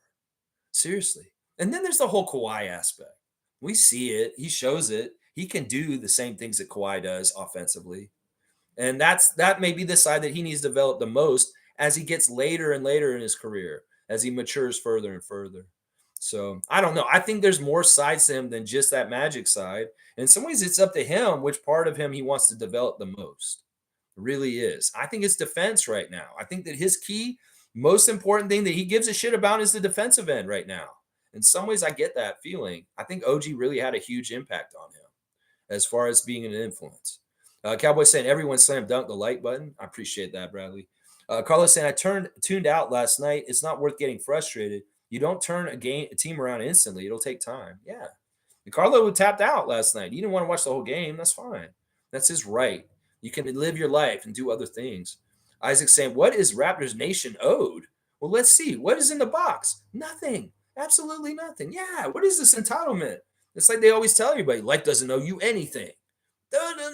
Do people in this world owe you nothing? No, they don't owe you nothing. That's the entitlement in some ways. Some people these days is insane. And in some ways, this is what we're talking about right now. Din Loud saying, Boston has been rumored for some time to get Chris. Yeah, I don't know. I don't want him in a Boston jersey. I already have a hard enough time seeing Delano there. Carlos saying playoffs going to be so intense this year. It's a crapshoot. In some ways, I know the NBA has certain teams they want to do really well. I'm sure they're planning on Boston going very far. Hopefully that doesn't happen. Hopefully they get all fucked up. Embiid's injury is really making the Sixers kind of have a hard time now, and I'm all about it. In some ways, this is good. It's like the two teams I definitely do not want to see go anywhere are the Sixers and the Celtics. And yeah, the Lakers on the other side. I think the Lakers are not realistic to do much on that side. In some ways, I've seen a Thunder and a Pelicans team in the last 2 days that I think it would kick the shit out of the Lakers in a 7-game series in the playoffs.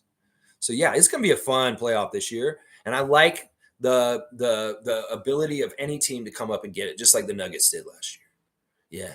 Yeah. I like the ambiguity. I like the parity. I like the there's no juggernaut. I mean, some people will say, "Oh, the Celtics are a juggernaut, Lex. You're just not giving them credit." Fuck that shit. I want to see them fail. I want to see the Knicks put the Celtics out of the playoffs this year. That would be so awesome. Go Knicks. Go OG. Fucking beat the Celtics and put them out. That's right. Jimmy saying Darko can do no wrong, fun guy. Watch it. Watch out. Yeah, I really do believe that. Okay, what's fun guy saying? Oh no, you're gonna get pissed, Lex. But a players only meeting was when I started telling y'all last year Nurse was gone. That was the start towards Nurse gone. It kind of shows the coach's failing. Uh-oh, Darko. Yeah, you're getting strike. Yeah, fuck you, fun guy, for that bullshit. Fuck you, fun guy. Maybe if we do this meet and greet, I'll have to fight you with David. With statements like that, you make me want to. Seriously. No, listen, players' only meetings do not lead to coaches getting fired all the time. That's bullshit. That is bullshit. You know why they do players' only meetings? Is when the players feel like they're not doing a good enough job. It's not that they go in together and they say, I hate our coach. We need to get our coach fired. That's not what they're doing in players' only meetings. No, that's stupid. That's not correlated, fun guy. And you trying to match those together? No, that doesn't fucking make any sense. Seriously, people have players only meetings all the time. It has nothing to do with the coach being in trouble. It has to do with the players like not being able to look themselves in the mirror and say, oh, we're not playing right. It has to do with players coming in and talking to each other straight and saying, you're not doing enough. You're not doing enough. We got to do more together. It's not usually about the coach. It's about themselves. The players only meeting is about being real with themselves without the coaches involved so that they can talk it out and get it all figured out themselves. Don't make stupid correlations like this. Your half-ass fucking opinion on this shit. Fuck you, fun guy, for this stupid shit. Seriously. I'm sure David heard me say that. I'll be like, he's like, yeah, you're right, Lex. Seriously, you can't say stupid shit like this. What do you want? Do you want Darko to get fired? Is that what you're trying to say to me? Fun guy, do you want us to fire our brand new coach already? Do you not understand that we're already a dumpster fire? You do that, we're going to make us even more of a shaky dumpster fire? You want a coaching carousel? Is that what you want? You know what? I'm going to say this. You're a fool just like the people who wanted Siakam gone. It's the same kind of shit. We need to get rid of Siakam. Well, now you see how it is. You can't handle it? Well, I'm going to say the same damn thing to you about what your theory about Darko's in trouble now if they have a players only. First of all, we don't know if they had a players only meeting. That's a rumor. Second of all, I've already said I don't think they will have one until after the trade deadline. What's the fucking point of having a players only meeting with players that aren't even going to be on the fucking team in 3 days? Seriously. Let's think about these things logically in honor of our good friend, Logical Raptors fanatic. Let's have common sense. Let's kind of look through it with this makes more sense than my dumbass idea that they're having a players only meeting because they're kibitzing and arguing because they hate the coach. First of all, they don't. They respect the coach. They're listening to him. They're getting results from him. He's getting things out of them. So that's not why they have a players only meeting. They have a players only meeting because things are bad with their effort, maybe with professionalism. Maybe there's a players only meeting because certain guys are not getting with the program about how they're supposed to be preparing and doing things to be ready for the game. You correlating the players only meeting from last year. Listen, they have players only meetings almost every year. You don't even know about them. Teams will have players only meetings. It's not only when they're not in bad shape, they'll have a players only meeting just to get together and talk about things and how they're going on the team, even when things are okay. So it's not like that signifies jack shit. And then second of all, they're not having a players only meeting this week. If they have one, they'll have one on Saturday after the dust is settled after the trade deadline. Yeah, so let's use common sense. Let's use like our brains and think about it logically. How about that? Does any of that make sense to you? What I just said as far as things? Yeah, yeah. Carlos saying, "Laugh out loud, fun guy with Darko insinuations." Again, yeah, it's so bullshit. Listen, this coach gets a chance to fucking get his plane off the ground. You don't fucking cut the tires on the plane before he even takes it off. Y'all aren't even giving him a fucking chance. And once again, you guys want a coaching carousel? You don't even know what a fucking rebuild is like with a coaching carousel happening at the same time. Go ask Charlotte. Go ask fucking shitty ass teams for fucking decades. They're trying to find a good coach over and over again. They keep firing their coach over and over again. They don't get anywhere. So we're sticking with our guy. We vetted this motherfucker. He's the best fucking coach for the Raptors right now. Why would we spend 4 months trying to find a coach and we finally decide him and then we'll fire him like Adrian Griffin in fucking Milwaukee halfway the season? That doesn't make any fucking sense. You're stupid if you think that. If you think he deserves to be fired, you're stupider. You're even stupider. That's what I'm going to say to that right now. Everybody's critical about Darko. You have to give him a free pass. I know that Masai is doing that right now. Do you think Masai's looking at him? He's like, yeah, I should fire Darko. He's so bad. No, that's not what he's thinking. In fact, he came out recently and said, I think Darko's been doing an amazing job this year, considering everything. See, I just don't get it. In some ways, fun guy, you pissing me off. Maybe I will side with David and kick your ass out if you continue shit like this. Seriously. Darko is off limits here. If you really want to slam Darko, there's all kinds of great Raptors places you can go in the cesspool with and fucking sewer the hell out of Darko somewhere else. This is not a place for that. And yeah, you will get my ire. You will get a pushback from me when you're coming at anti-Darko kind of shit. You can go find a home with anti-Darko people somewhere else, fun guy. You really want to push that kind of shit, but it's not helpful. And as much as everybody didn't understand what a rebuild looks like, you don't understand what a coaching carousel would look like.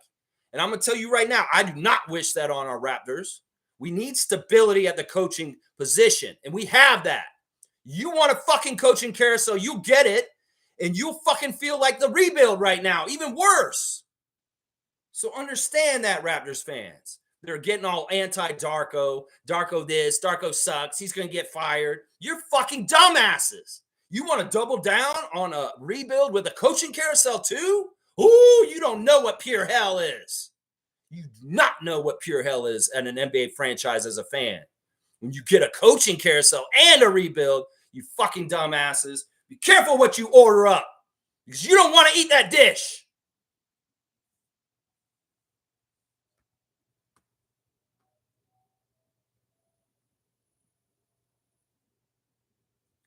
Fiercely saying, I remember Willie Green crying last season when the Pels got eliminated.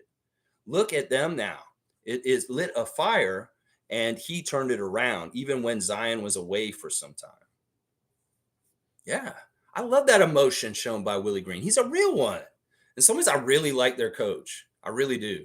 I wasn't sure about him at first. I remember him as a player. He wasn't a horrible player. But man, the trajectory and what they built in New Orleans is solid and good. And it is something, if we could mimic, that would be really good. That would be really, really good thing. Yeah. All right, let's see. Cowboys got Darko on blast, just like I do. That's right. Trevor's saying it was his grandfather that was at the game. Was that his dad or his granddad? I thought they were saying it was his dad. It was confusing to me. Like, I know I didn't totally get it. I don't know. Either way, either the father or grandfather of Garrett Temple is a civil rights leader and somebody who did something really awesome. Really, really awesome. Carlos saying it's not about doing no wrong. You clowns wanted to pin all of this on the first-year coach and join the coaching carousel? Exactly. Oklahoma City and the Pelicans went through this losing, and look at them now. Yeah. I'm sure there were dumbasses in Pelicans Nation in the early losing of Willie Green's coaching career. They were like, fire our coach right now. Fire our coach. They probably said the same damn shit about Mark D and fucking Thunder. Fire the coach. He's horrible. Look at our record as the Thunder. This is unacceptable. It's the coach's fault. Okay, let's fire him. Let's get a new guy. Oh, this guy sucks too. Let's fire him too. Okay, coaching carousel, dumbasses. You never get the plane off the ground if you don't allow the coach to build the foundation to fly. You never get out there because it's going to be tough, difficult shit. This isn't just Nick Nurse jump in the Ferrari and go to the championship kind of shit, y'all. Seriously. We got to build it right. And oh my gosh, 3-pointer for Carlo for sure. For sure, Carlo JS backing me up once again. A sensible, smart Raptor freak that understands the coaching carousel is nothing anybody wants in Raptors Nation. If you think you want that, you're fucking stupid. I'm going to tell you that right now. You are a dumbass if you want a coaching carousel. You are so stupid. Oh my gosh. You do not understand the levels of hell in a coaching carousel where you have coaches coming in and out. You keep getting fired over and over again. You never get anywhere. You sit and stagnate and you try and build every time. And then the fans get all pissed. He sucks. Get rid of him. And then they fucking have to start all over again. And next thing you know, it's 15 years later and you're a 200 team for fucking 10 years. Seriously, you guys got to understand what you're asking for. When you ask for Siakam to be gone, well, you're getting it now. And now you realize just what I was fucking warning y'all about. A lot of people were warning about Mugabe, Cool Cat. A lot of people were warning about that. That's right. That is right. Carlos saying, hell, even Steven Silas got a few years and hit the shit. He shit the bed every year. Exactly. They gave Silas a real long time. And honestly, he didn't get a fair shake. The players never respected him. They were complete assholes to him. In some ways, it was those youngsters' fault. And some of those youngsters are finding themselves out of the league for being that disrespectful towards Steven Silas in his last year as the Rockets coach. Yeah, where the fuck is Josh Christopher now, little bitch? Yeah, and some of these other guys are going to find their way. Jalen Green's not as important in Houston anymore. No, because these fuckers don't take their careers seriously enough, and they're not the right kind of pros. In some ways, you disrespect your coach like that, other people see it. And it fucking gives you a label in some ways. Watch. It does. Let's see. Cowboys getting dapped from Carlo. Chris is saying, Carlo's key point, Darko is a smart coach. The entire NBA knows this. Having coached, I have had teams with little talent that did well and talented teams that lost. I was the same person. Laugh out loud. Yeah. His peers, the other players. I mean, Kevin Durant speaks ravingly about Darko. That has to mean something, y'all. Kevin Durant. He's so crusty, old, crazy Kevin Durant fighting with fans on Twitter. He says, yeah, y'all's coach is really good. He's a good coach, y'all. This is what everybody's been saying that knows anything about the NBA and is in the middle of it. Coach Greg Popovich. Darko is a fantastic coach. You guys got a really good coach. All these fucking people are giving him the kudos and they're giving him the like seal of approval, except for jabronis and Raptors Nation. Like, I hate our coach. He's stupid. Who is he? What is he doing? He's playing Dennis over Grady. All this stupid shit y'all been saying. And the people that matter, Kevin Durant, Greg Popovich, Devin Booker. People like that are saying he's an amazing coach. Memphis misses him. Oh, my gosh. Oh, my gosh. The entire NBA knows this, and y'all don't, is what Chris is saying. He's exactly right. KSM saying, you know who was on Spaces getting cooked by different fan bases for a while, Lex? I was laughing my ass off to sleep. Americans didn't put up with GIS goalpost shifting slimy tactics when his feet. Interesting. I don't totally understand the end of it. KSM, good to see you again. Okay. I'm glad he was getting cooked. He should be getting cooked in there. That's right. Get cooked. He who shall not be named. Cook his ass off for sure. Yeah, you were laughing your ass off to sleep. That's good. I like that. Yeah. Goalpost shifting slimy tactics. So they understand what he's been doing the last couple of years, and they understand he's been full of shit. And now all of a sudden he's stabbing Scotty in the back now after being Scotty lover number one and saying everybody cater to Scotty and forget about Fred and Pascal. And now that Scotty's having a little bit of trouble, he's he's stabbing him in the back now at this point. Whoa, that just shows you all you need to know there. That shows you all you need to know right there. Jimmy saying, I want Darko to succeed, but y'all ignore blatant issues and act like he's perfect. Laughing my ass off. I don't think he's perfect, but is anybody perfect? Do you understand how hard that job is, Jimmy? That job is so fucking hard. Part of the reason why it's hard is to get established. And what he's doing right now is to try and get established. This is the tenuous time, the time to take to his NBA career as a rookie head coach. This is the time for him to establish himself as somebody who can compete and be a good coach. And he is doing that, even in a very difficult, crazy ass influx situation. It's that you guys got to understand coaching is not just wins and losses. Coaching is not just the plays. It's about a culture. It's about building a foundation. It's about building a program. It's about building trust and relationships with your players. There's so much of that stuff he's doing and he's excelling like crazy at that you don't see on the court. There's a lot of stuff that he's doing that is building us up in the background that's going to make us better in the long run that you do not see on the court. What are his mistakes? What are the blatant issues? Tell me, Jimmy. Please be specific. Tell me what the blatant issues are. Seriously, what are these blatant issues that I'm ignoring?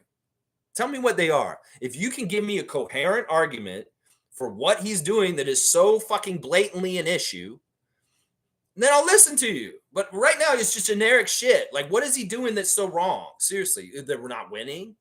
I don't know. Maybe he's such a good coach. He's in cahoots with Masai Steltank. And he's like, oh, yeah, Masai, we'll play really good. I'm going to make the team have a good effort. We're going to play really hard level, but we won't win. And we'll keep the pick. I don't know. That may go against his coaching DNA and everything. I don't know. In some ways, you got to understand. Maybe the Raptors front office is handicapping him to be able to win by not having enough big guys, by sending some of our best players away and not having anything in return right now. That maybe in some ways, Darko's in a hard place that he's got to try and win in a position where the team in some ways does not want to win right now. I mean, how hard is that to juggle and balance in some ways? The interest of the team overall may be to want to keep that pick and not win for the rest of the year. But he's got to try and win and develop his guys at the same time. This is a fucking hard job. There's not very many people in this world that can coach in the NBA. It's very hard. Very, very, very, very hard for all kinds of reasons. And this guy's knowledgeable. This guy's personable. This guy is a badass. And I'm gonna overlook little small piddly little things because the overall body of work is really good. And seriously, I have a lot of confidence in him. I see all the telltale signs. He's a very good coach. He's a very, very good coach. And it's from an educated point of view watching him. If you have blatant issues with him, tell me what they are. List them specifically. Tell me exactly what it is, Jimmy. And then we'll look at it and we'll talk about it. I want to maybe believe you, but no, I don't. Because I think sewering our coach is the wrong move right now by Fan Nation. It's really stupid, honestly. It's dangerous. It's dangerous. And y'all seriously don't add your voice to a crowd of ignorance and stupidity is what I'm saying to y'all. Seriously, there's no reason to do that. There's no reason to do that. Carlos saying it's not a talent thing. It's a time thing. NBA basketball and instant gratification doesn't mix. It takes time to implement winning basketball. Oh, man, you guys. I know. Everybody's so impatient and so fucked. I feel like it's a younger generation thing. I really do. I feel like everything's so convenient nowadays with dating online and ordering food and getting your groceries. And you can do everything so easy and uncomplicated. Everybody feels like everything should be so fucking easy. Like, and winning NBA championships or running an NBA team. Yeah, it's ridiculous, Carlo. The microwave culture of today is not jive with the reality of building a team in the NBA. It just doesn't. It just doesn't. Fiercely saying, yeah, Darko's unhappy and couldn't fully celebrate Grady's accomplishment because the team effort overshadowed it. Yeah, he's pissed. You think he's okay with things? That's my coach. He's holding them accountable. He's probably really serious with them on these kind of games. Like after the game, I'm sure he read them the riot act. He did not come out for the interview very quickly. Sometimes he comes right back out and does the interview very fast after the game. Like he'll go in and he'll do the team meeting and meet with everybody in the locker room. They may do the chain ceremony. They may do all that stuff. Last night, after the game, Darko did not enter the press conference room for at least 15 minutes. He was in that locker room talking to the guys and probably going off on them to an extent for those 15 minutes. Now, it's also interesting. They only had one interviewer in the players last night, maybe partly because they wanted to get the fuck out of there and travel. But Grady was the only one they talked to. They didn't even talk to Emmanuel or Scotty or Jakob or anybody. They just talked to Jakob the night before. They only sent one player for an interview. And, of course, Scotty nowhere near there. nowhere near talking to them after the game. So yeah, it is what it is. I like the way Darko was after the game because he was very much like, I don't want excuses. We should have done better. And that's the way it should be. KSM saying, get held to the fire and asked to pick a stance. He folds and says, I don't know. Oh, buddy on idiot, the other guy. Well, in some ways, that's the right answer. If you really don't know, you shouldn't just half-ass just talking out your ass. I mean, I do that a lot myself. But there are points in time where I'll say, I don't really know. And I kind of say that. I don't know. In some ways, I shouldn't be standing up for him. Chris is saying Pelicans broadcasters were joking on his name. One would say Dick, a little strong on the shot, and another would freak out and only say Grady Richard, laugh out loud. This went on all stream. Wholesome fun. That's why you were saying Grady Richard during the Raptors Tonight stream last night. Jill came into our Facebook chat, was like freaking out. MSG's in there saying Grady Richard over and over again.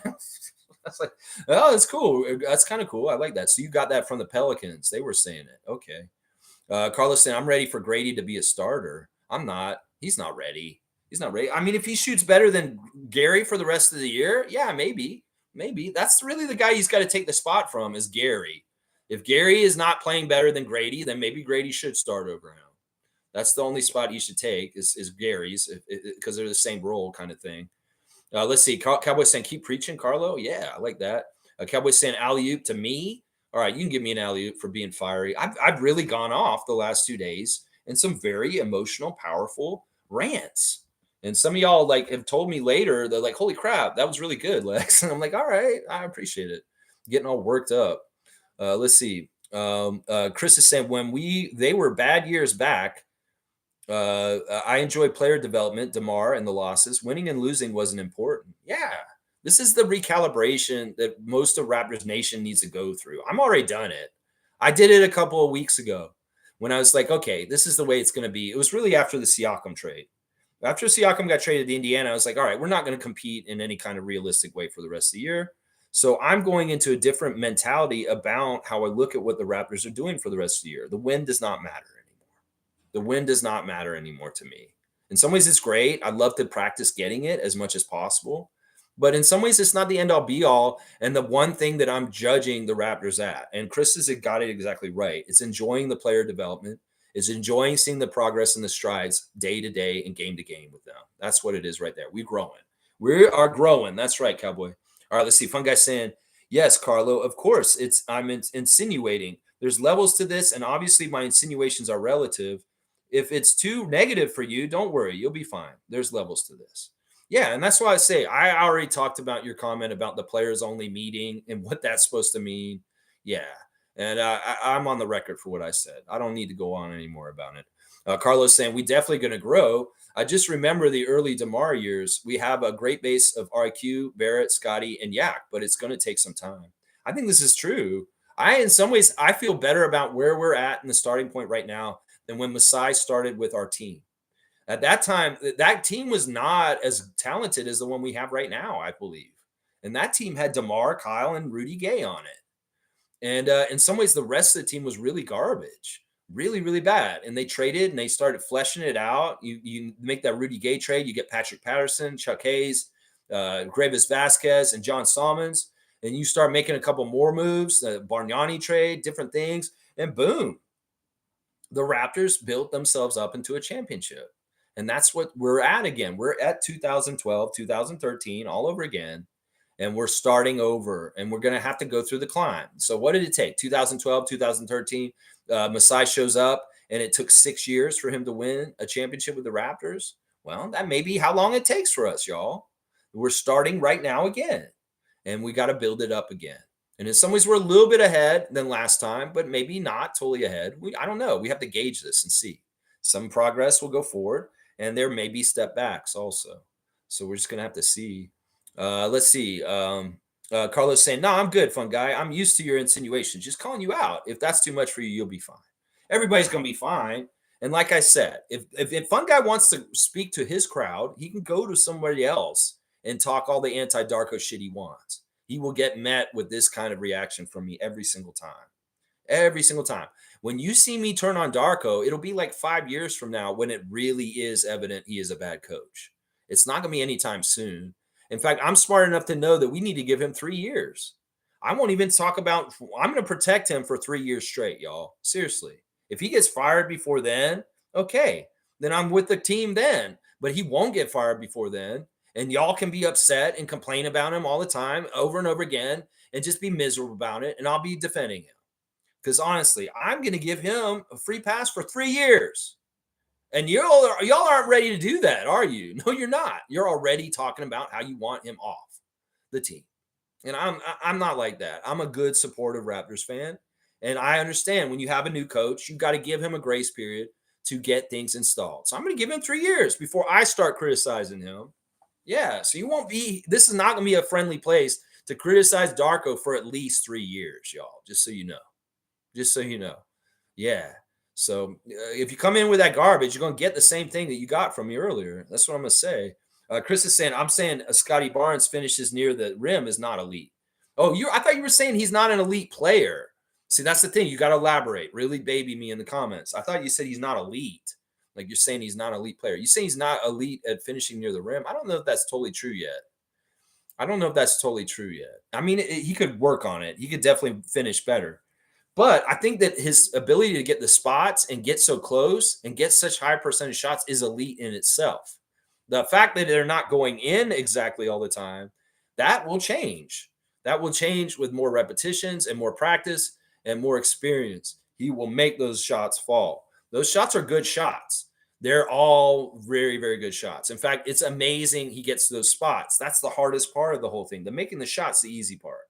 And he's going to make those more often. The percentages speak to it, and the ability for him to get to such good spots to take the shots are a huge reason why those are going to be high percentage shots for most of his career throughout his whole career going forward. It's just the early time getting figured out and getting more comfortable and getting more used to it. There may be lumps and he may not make some of those shots. And you may say he's not elite at finishing at the rim, but I don't know. Give him some time. He's elite at getting to the spots. I say that counts for something right there. Yeah. Yeah. He looks to finesse it, looks for a call. But guess what? The refs see this. I'm not apologizing about reality. I think that may be true maybe a couple months ago, but you need to look at the latest edition. You're not paying as close attention right now, Chris. He's getting hammered. He's not saying anything. He's keeping his head down. He's keeping playing. And he's getting more of the calls. In fact, I've seen him talking to the refs about how he can get the calls, and it's working. He's getting more to the free throw line than ever right now. So I don't know. In some ways, I get what you're saying, but he's actually listened and he's understanding he has to play through the contact and try and finish no matter what and not depend on the call.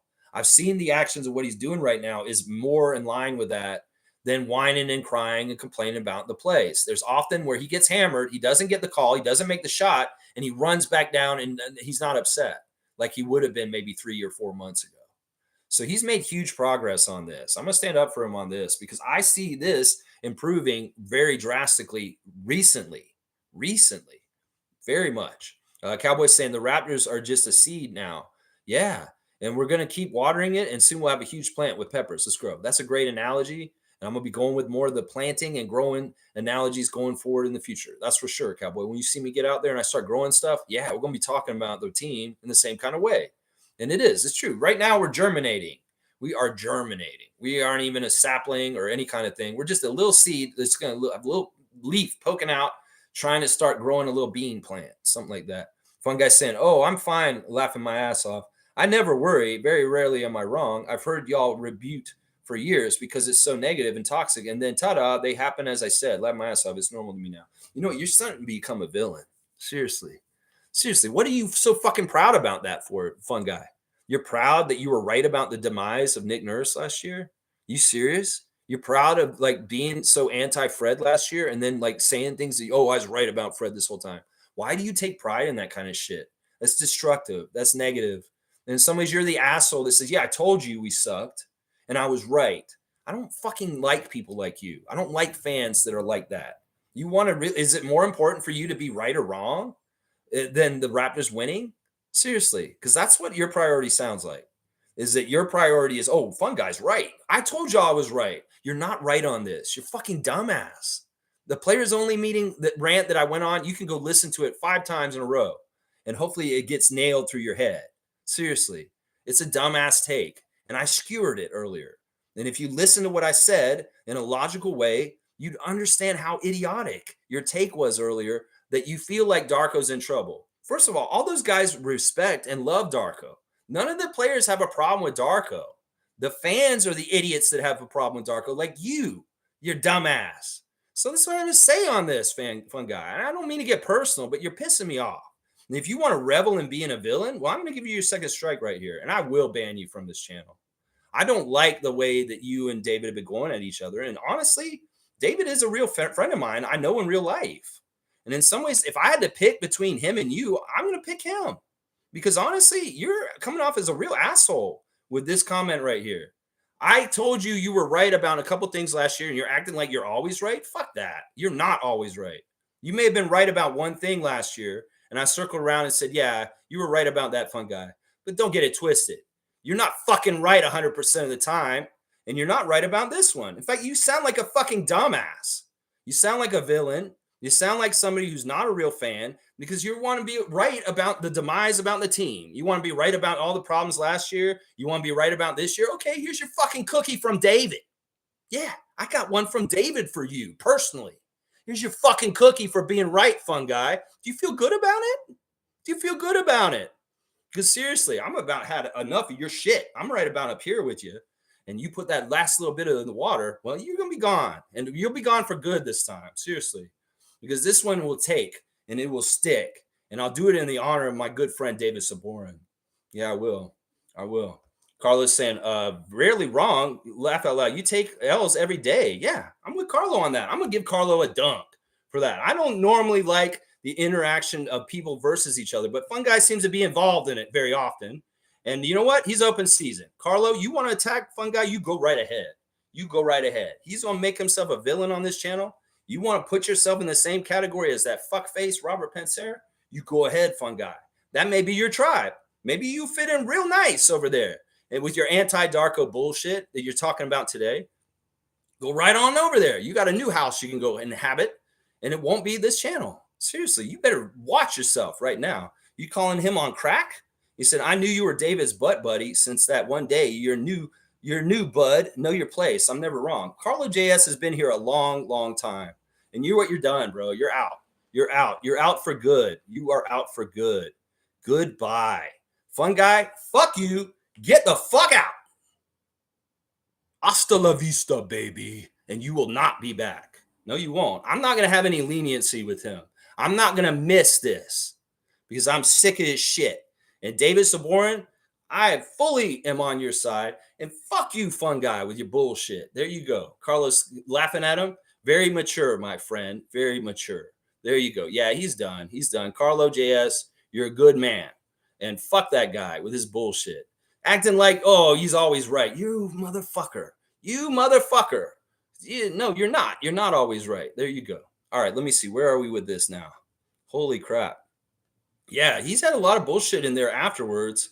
And I'm not going to read it. He's not going to get it said because he went too far right there. Trying to say Carlo's on crack and he's new and he just showed up. That's bullshit. You're fucking wrong. You don't understand how long Carlo JS has been here? You fucking idiot. You're acting like he's a new guy. Nah, we ain't having this. We ain't having this. And it's done. It's over. It's over. All right, where is the next part? Holy crap. I see there's a lot more in here. Na, na, na, na, na, na, na, na, na, na, na. All right, I'm glad I skipped all those stupid messages from him at this point. Honestly. Yep, stop. Cowboys saying stop. If getting called out really gets to you, sorry, brother. Ha ha. And Carlos laughing. Ha ha. Very mature, my friend. Just let it be. Yeah, man. Bad Raptor Freak fam. Yeah, he's gone. He's gone. He did enough to get himself deleted from this channel forever. I'm not letting you back in, fun guy. Seriously, you've had a problem with getting into it with different people, not just David. You're doing it with Carlo now. You're the problem. You're the problem. If you're the common denominator, it's you, bro. All right, let's see. Mugarby's saying, so Lex, what are your suggestions? That we take the L's and be happy? Yeah. Mugarby, we got to do this to survive. It's fine. Losing is winning right now. What did Masai say after the Tampa season? We didn't lose in Tampa season. We got Scotty. We won. That's what we're going to do again this year. We have to lose again this year, just like in Tampa. so that we can draft somebody in the top 6 picks of this draft that's going to be a caliber that could be like Scotty. So yes, Mugarby, that is the plan. Take the L's, be happy with them. Don't worry about them now, because in the long run, this will be good for us. What if we draft another player the caliber of Scotty's in this draft? And we have another player that's so good that we got because we lost this year, just like in Tampa. That is it right there, my man. Because say something that's not aligned with you. What do you think? You get mad. That's what we got to do, Mugarby. I know where you're standing. You say that the team's cheap. We should have re-signed Pascal, and I agree with you. I do agree with you on that. It's just that wasn't up to the front office. That was up to the owners. And the owners are assholes. We fucking hate them. So yeah, we got to clarify where the different things are. So Mugarby, the game plan is let's take L's and keep our draft pick and get another Scotty. Get another Scotty caliber player this draft. That is the game plan right there, my man. That's it. Carlos saying that we agree, fun guy. After those Raps dark ages in the past, this is nothing. I agree with that. Cowboys saying Aaron Bradshaw and Scotty needs those post moves. Yeah. Bryce is saying, Mugarby, if you can look at the situation this year and still get mad about our losses, you should reflect. This goes for everyone. Take this season with a grain of salt and enjoy the growth. Yes, Bryce is getting a dunk. Another voice of reason, another recalibration of what to expect for this year. And just so you can be content and happy. We can't just get outrageously upset because we got routed by the Pelicans, a playoff team, last night. We just can't. The state of our team is just not realistic to compete with top-level teams that have their shit together. We just don't have it. There's too much against us. And in some ways, this is the best plan and route. Mugarby, you'll be so much happier. You see us lose, you'll be like, yes, we lost. Woo, winning. I know it's counterintuitive, but this is the way to do it this year, Raptors fans. Seriously. Alley-oop to Bryce. I got him already, Cowboy. Jill's here. All right, let's see. I'm glad Jill got here after the skirmishes just now. Carlo JS, thank you. I respect you for, not stooping so low to his level at this point. Fun guy. In some ways, I love you, man. I wish you well in life, but you're just not fitting here anymore. I'm sorry. It's just not happening. It's just how it is. I wish you well in life. You're a good dude. In some ways, I think you're a good person. You're awesome, but it's just not going to jive at this point. If you're going to be like this, it's going to be a little negative. Little, I told you so. I'm always right. Yeah, that's too arrogant. And you're fighting with too many different people. I wish you well. It's all good. In some ways, I don't really have hate towards you. I'm just disappointed that you went so villainous today. You really didn't have to. You really, really didn't have to go so villainous today. Let's see. Cowboys saying, everybody enjoy the losing. It won't last. Exactly. Enjoy it while it lasts, the losing. All right. They're saying hi to each other. Jill's saying, Lex wants to do karaoke. Yeah, I like doing karaoke. I'll do some karaoke. Jill, why don't you write in your favorite song and I'll sing it to you this morning? I do this. I take requests. You tell me it has to be a song that's fairly well known. Don't give me some crazy ass obscure Taylor Swift song that I don't fucking know. Yeah, give me a song that I would know how to sing, and I'll sing it for you right now, Jill. I'll do a request. Mugarby saying at Bryce, I just want Scotty to put up some crazy stats and win some games. I don't think I can deal with the Detroit Pistons situation. Laugh out loud. Oh, God bless you, Mugarby. I don't think anybody should have to deal with the Detroit Pistons situation. Now, that's a whole other level, and we don't want to get that bad. But if some people have their way and we do a coaching carousel, well, it could end up being like the Pistons for the Raptors. And that's why I'm trying to warn y'all. I know the stages of falling even deeper into the chasm of really, really bad stuff in the NBA. And the coaching carousel is one of the worst mistakes you can make. Trust me. It's one of the very worst you can make. The rebuild's tough already. The rebuild is tough already. But the coaching carousel with it is not talking about having a hard time right now, Mugarby. Holy crap.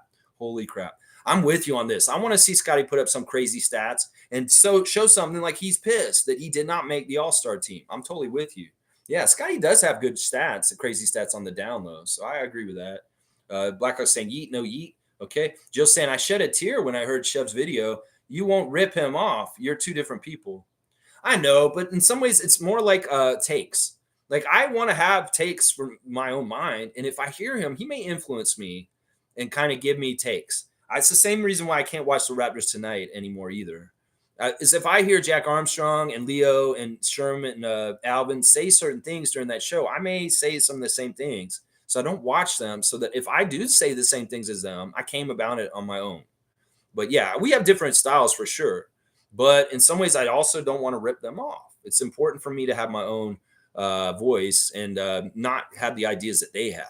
It's like I'll watch the game myself and come up with my own opinions. Bryce is saying soon, Mugabe, soon. Trust the process. Yeah, it's just difficult right now. Remember how you feel right now and juxtapose it in the future. And you'd be like, yeah, we're in a much better place. We are one of the worst places the Raptors franchise has been in since the 2000s right now. We have not been in this bad of a place since like 15 years ago, y'all. So that's part of the problem. There's a little bit of a shock to some of the newer fans because they've never been in this place with the Raptors franchise. And they don't totally understand it. They're not realistic about it. Let's just put it that way. Chris is saying that fiercely good point about idiot. He must be having a rough go. It's hard to be in love and have your love interest let you down. My heart goes out to him. I don't even think that it's that he loves Scotty. I think that he just loves himself. And that's part of it right there. Blackhawk saying players only meeting is not needed. After the trade, the team can shape up. Exactly. Like, why the fuck would they have a players only meeting with players that aren't going to be here in 2 days? It doesn't make any sense. They've been traveling too much too. They had no time to have a players meeting between the Oklahoma City game and the game last night.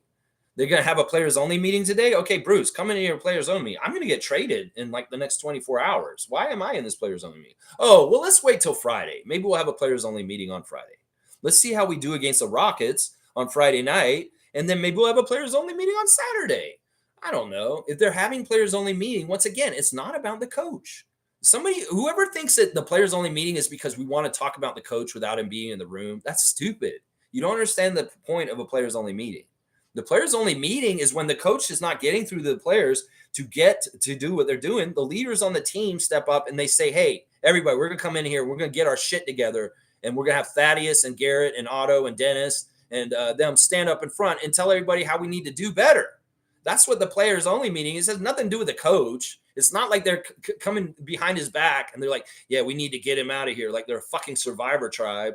Like they're fucking figuring out their council votes or some shit. That's not what a players only meeting is. Players only meeting is about the players. They're talking about themselves. They're talking about what they're not doing right. I think that the misconception that they think that they're bad mouthing the coach behind their back is absolutely idiotic. That people think that that's what a players only meeting is about. I've never heard of a players only meeting held because they want to talk shit about their coach behind their back. That's not a thing. That's not a thing. It's not good for any team culture or health. That's not why we had a players only meeting last year with Nick Nurse. No. Oh my gosh. It's ridiculous. I don't understand why people think that. It's so stupid. So stupid. Jill saying, I don't feel Zazu Spaces is informative at all. It probably isn't. It probably isn't. Do you feel like this is an informative space? Do you feel like you learn more about the Raptors when you watch me? That's what it is right there. Who's Zazu is what Cowboy's saying. Blackhawk's saying Jalen just wants to prove himself, so he tries harder than he needs to. He needs to let the game come to him. I think that's a very good, accurate quote by Neil. I think that's a good point. Jalen's trying to do too much, and maybe he's overstepping a little bit. He needs to let things come to him a little bit. I think that's definitely true about last night. Definitely. Cowboys saying there's not many Raptor channels that are, Jillian. There you go. Jill saying, I repeat via yesterday, I hope Masai waits till the summer to do a trade or the team will be further discombobulated. In some ways, Jill, I understand your logic. And in some ways it makes total sense. But in some ways we're already all fucked up. And in some ways right now, since the Pascal trade, we need more size. So in some ways, we do need to flip Bruce Brown and possibly other people just to get a little bit more size to try and cater to maybe they don't care. Maybe part of the design of losing is let's not fill the size void right now. And we will just lose and we will keep our pick. And then we'll draft the center with that pick. We'll draft the flip guy from Duke, or we'll draft Zach Edey, or we'll draft Bradshaw. I don't know. Maybe that's the plan. You may be right. And that may be why, Jill, is because we want to lose still. The team right now is really good at losing. So why fuck with it? Let's just lose for the rest of the season and keep our pick. Maybe in some ways, maybe we do want to let the Spurs take our pick in this weak-ass draft to save things for next year. I don't know. In some ways, I got to see what the logic of Bobby and Masai and what they're trying to do with this team is by the end of the year. It's still a little cloudy. They have a couple choices and directions they could go. In some ways, it may be smart to just let the Spurs get their pick this year in a shitty draft. It may be that the draft's better next year And that may be like, okay, we're glad we fulfilled our commitment to the Spurs and them getting one of our first round picks this year, because it's going to eventually happen. If it doesn't happen this year, it'll happen next year, or it'll happen the year after that. So there may be some calculating with that. I don't know. In some ways, we got to be ready for anything with this team in the position we're in right now. Definitely. Let's see. Wayne saying Jalen needs to lift weights and eat healthy food. His issues are in his head and not enough bulk to match his talent. I think this is true. I think he could get way more muscle on him, a little bit more size. I think he has the same issues as Chris, and it's just really hard with his diet to keep weight on him. His metabolism's really high, probably, and that's probably part of it. G saying Scotty had his best stats when Siakam was on the floor. His post play was helpful and is lacking now. My hope is we trade or draft a mid-range scorer and post player, although RJ might be that for us. I think RJ might be that already for us. I don't know. We'll see what we're going to do going forward. I think you're right, though, that Scotty had better stats when Siakam was around, obviously because he got more attention off of Scott. Mugabe saying at Cowboy, what crazy stats Scott has? 28 and 6. That's not crazy. That's average. I need to see some 40-point games. Mugabe, you're not looking at the thing that matters. In some ways, Scotty's not a Dame Lillard kind of 40-point scorer. Scotty is an all-round stat stuffer, and he does have crazy-ass stats. He does something that very few players in the whole history of the league has done. He's on a list with LeBron and Luka and Giannis. That's the only 4 players that have a certain amount of stats accumulated at this point in their career across all the categories. Scotty gets points, rebounds, assists, steals, and blocks. And he gets all those categories in a way that is very uncommon in the NBA. In fact, he's the one player in the history of the NBA that is not an all-star with those kind of stats. That's the crazy shit about it. In some ways, his stats prove he should be an all-star because everybody who had the same stats as him in the past was an all-star before. That's the best case for why Scotty should be an all-star right now, is because of his all-around stats. Yeah, it's not the scoring, Mugabe. It's the steals and the blocks, the rebounds, and the assists all around. Most guys get rebounds and points. Most guys get points and assists, but not very, very few players get points, assists, rebounds, blocks, and steals, all 5 categories. He's filling all 5. He's stuffing all 5. You get it now. That's the crazy stat line he's doing. He's stuffing the stat sheet right across the board. Very few players do this in the NBA, in the history of the NBA. And that's why he's special. In some ways, that's why we're saying he's a glue guy. He's a guy that does everything for everybody else around him because he's doing all the stats. And he's not just concentrating on scoring. Now, sure, I'd love to see him get a 40-point scoring game like you're saying. And I think that would be really good for him on his resume. I think that his career high being only 32 points is low. I do believe that. And I think that a game like that, but his normal game is a crazy stat line. And it's because of what I just said, Mugabe. It's because not everybody's getting steals and rebounds. Not everybody's getting threes and blocks. Not everybody's scoring and getting assists and getting rebounds and getting all the stats all at the same time like Scotty does. There's only guys like LeBron, Giannis, Luka. That's it. That's it. Nikola Jokic, those kind of players are the players in the same group as him. Yeah, Jill saying, Cowboy, perhaps you're right. When I read Raptor Freak, I agree and disagree. So perhaps listening instead, I'll do the same thing. It's just that Zazu barely speaks knowledge while Lex speaks all the time. Yeah, I don't know. I don't know what it's like in there. I went in there once, and I was like, these guys are immature. These guys are talking out their ass. In some ways, what they're saying doesn't make any fucking sense. And in some ways, it's a waste of my time. That's how I felt the one time I went into Zazu Spaces, and I listened to them for like 10 minutes. I was like, what the fuck is going on in here? Well, if I want to waste my life and just hang around and listen to dumbasses say stupid shit out of their ass, then that's a good place to go to. Cowboys saying they will come, bro. They will come. Okay. Jill saying Downton Jr., he was from back in the day. Yeah, I don't know why we're bringing up Jeffrey. That's long time ago. Long time ago. Let's see. Chris is saying, now I'm really worried about little Pence here. Why? Why are you talking about him? I don't want to talk about him anymore. Don't bring him up anymore. Is he able to deal with Scotty not making the All-Star game? Valentine's Day is coming up. If you're listening, Pence, you'll be okay.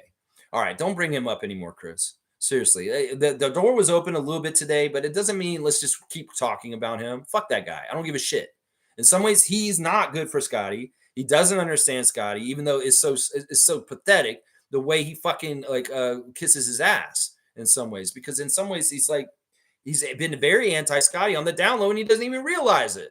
pushing all of his favorite people around out of town, like Fred and Pascal. Dumbass. He didn't even realize he's shipping out all of his friends. Dumbass. He doesn't understand him. Let's see. Cowboys got the mugs and Pirtle's out with Fiercey. More faces. G saying lack of effort is concerning, but bright spot was Grady. He's mature, smart, professional young man, and will be a good, reliable role model for the youth. Yeah.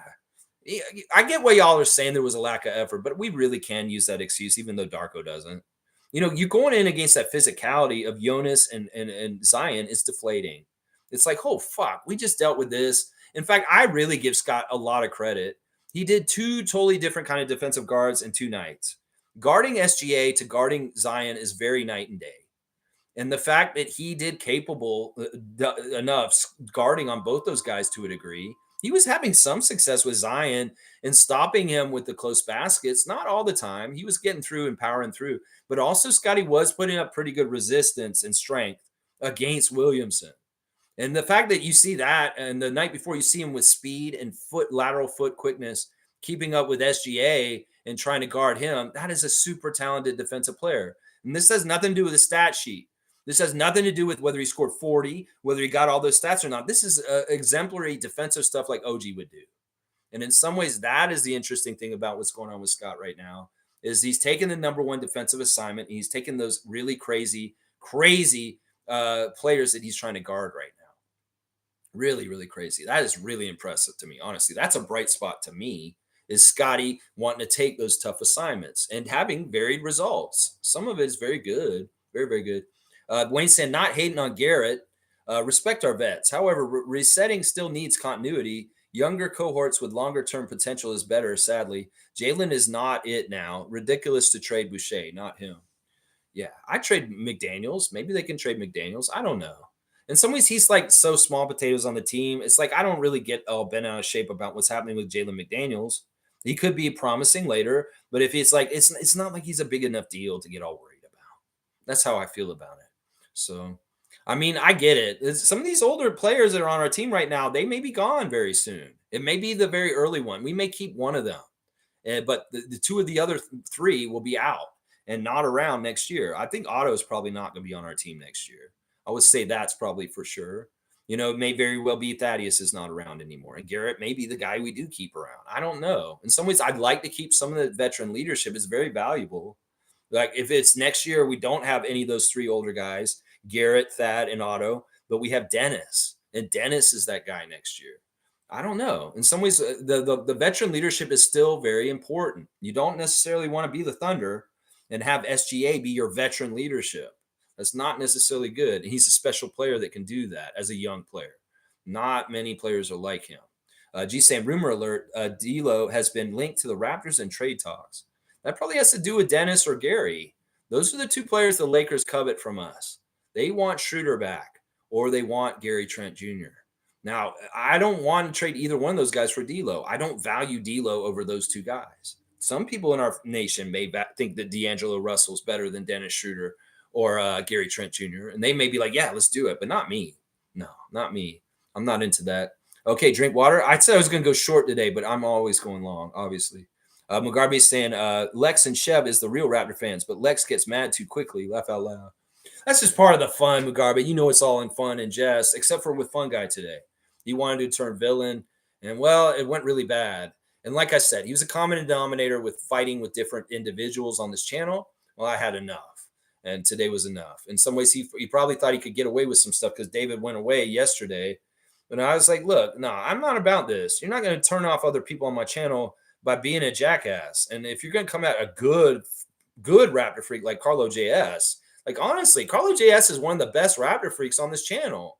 He's always coming correct with positivity, intelligent takes. Him and G in some ways are the 2 guys I'm like, these are the dudes. G knows his shit and Carlo knows his shit. And if he's going to fight in an immature way with Carlo, I'm going to be like, yeah, I'm not having this. You're out, bro. You're out. You are out. Mugarbe, part of me getting mad is the entertainment.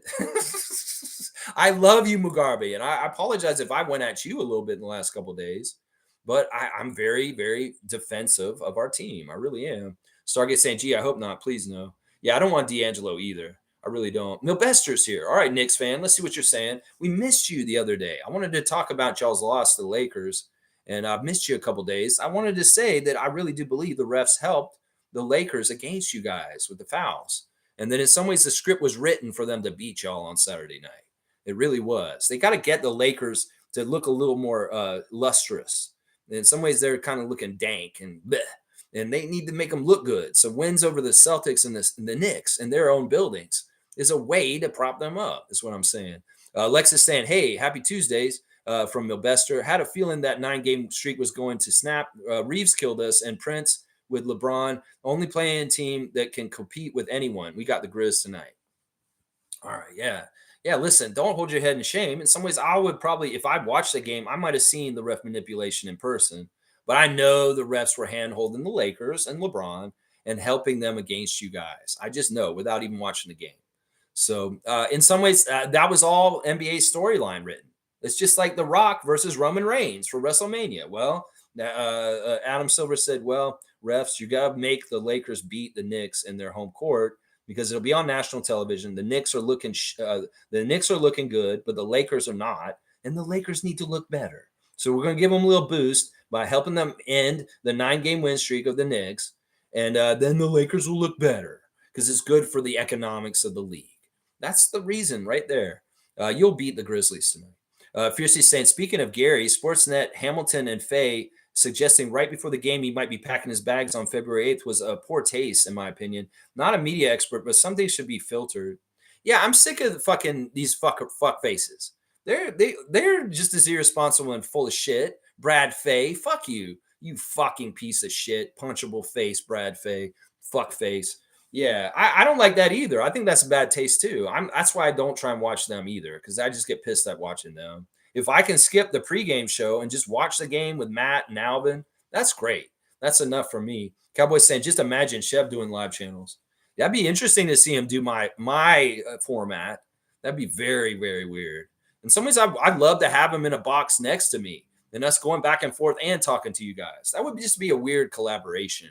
It'd be a lot of fun if he came into my live stream world. Jill saying, Lex Chev and Doc Naismith on Twitter are quite positive about the Raptors. There you go. You find the other people that have the same passion in the real fandom that really do truly love the team. You stick with them. A lot of these other people, they have other ideas about what they're trying to do. Luca Rosano may have been a Raptors fan when he was younger, but I don't think he was a Raptors fan number one. He may have been a Leafs fan more than a Raptors fan. And sometimes that hierarchy of things kind of informs what you're doing. In some ways, Luca Rosano's whole goal for what he's doing is his broadcast career. He wants to be involved in Rogers and TSN and stuff like that. He went to broadcasting school. In some ways, he has desires for that, and that informs why he makes his content the way he does. Me, I'm purely just exactly what I'm doing, exactly why. I'm not trying to do something to build a resume, to get a fucking job for a corporation. In some ways, that's what some of these other YouTube creators are doing. They're trying to break into the business like William Liu and make something of themselves. And in some ways, that's why they do what they're doing. Selfish reasons. In some ways, it's very selfish. Yeah. Let's see. Jill saying, Cowboys, smash that like button. Blackhawks saying, majority of the team have had seasons before this where their usage was heavy. So the discombobulated synergy is to be expected. More time together is how you solve it in the long run. Yeah. Once again, we did a training camp at the beginning of January. That's not normal and not good for a team in the middle of a season where everybody else did their training camp in October. No, that's not good. We did a second training camp, and we are starting from there. And that's exactly right. G saying, Stargate, I don't want that either, although he has been playing well lately. Rumors amping up now. That may be the one piece that the Lakers are willing to deal, and they do really want to make moves. They're talking about it on ESPN's front page about how the Lakers are looking to make some changes because their team is not exactly right. So there's a lot of focus on this right now. I'll believe it when I see it. In some ways, I don't want any garbage from the Lakers right now. In some ways, they want Bruce Brown. I don't give a shit. Fuck them. They want Gary Trent Jr. I don't give a shit. Fuck them.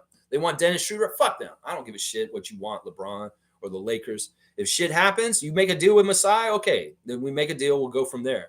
But right now, I'm not interested in D'Angelo Russell. Not that player. Fuck that. Masai, don't get D'Angelo Russell, please. Milbester's saying those losses the Raptors had were tough. 2 overtimes now, this and the Rockets before that. Only 2 days away from the NBA trade deadline. The rumors are getting crazy by the day, and it's ridiculous. Yeah, I don't even care about him. Mobester, yeah, it's been a tough week for the Raptors nation. For sure. For sure. Yeah, Stargate saying he who shall not be named is not the only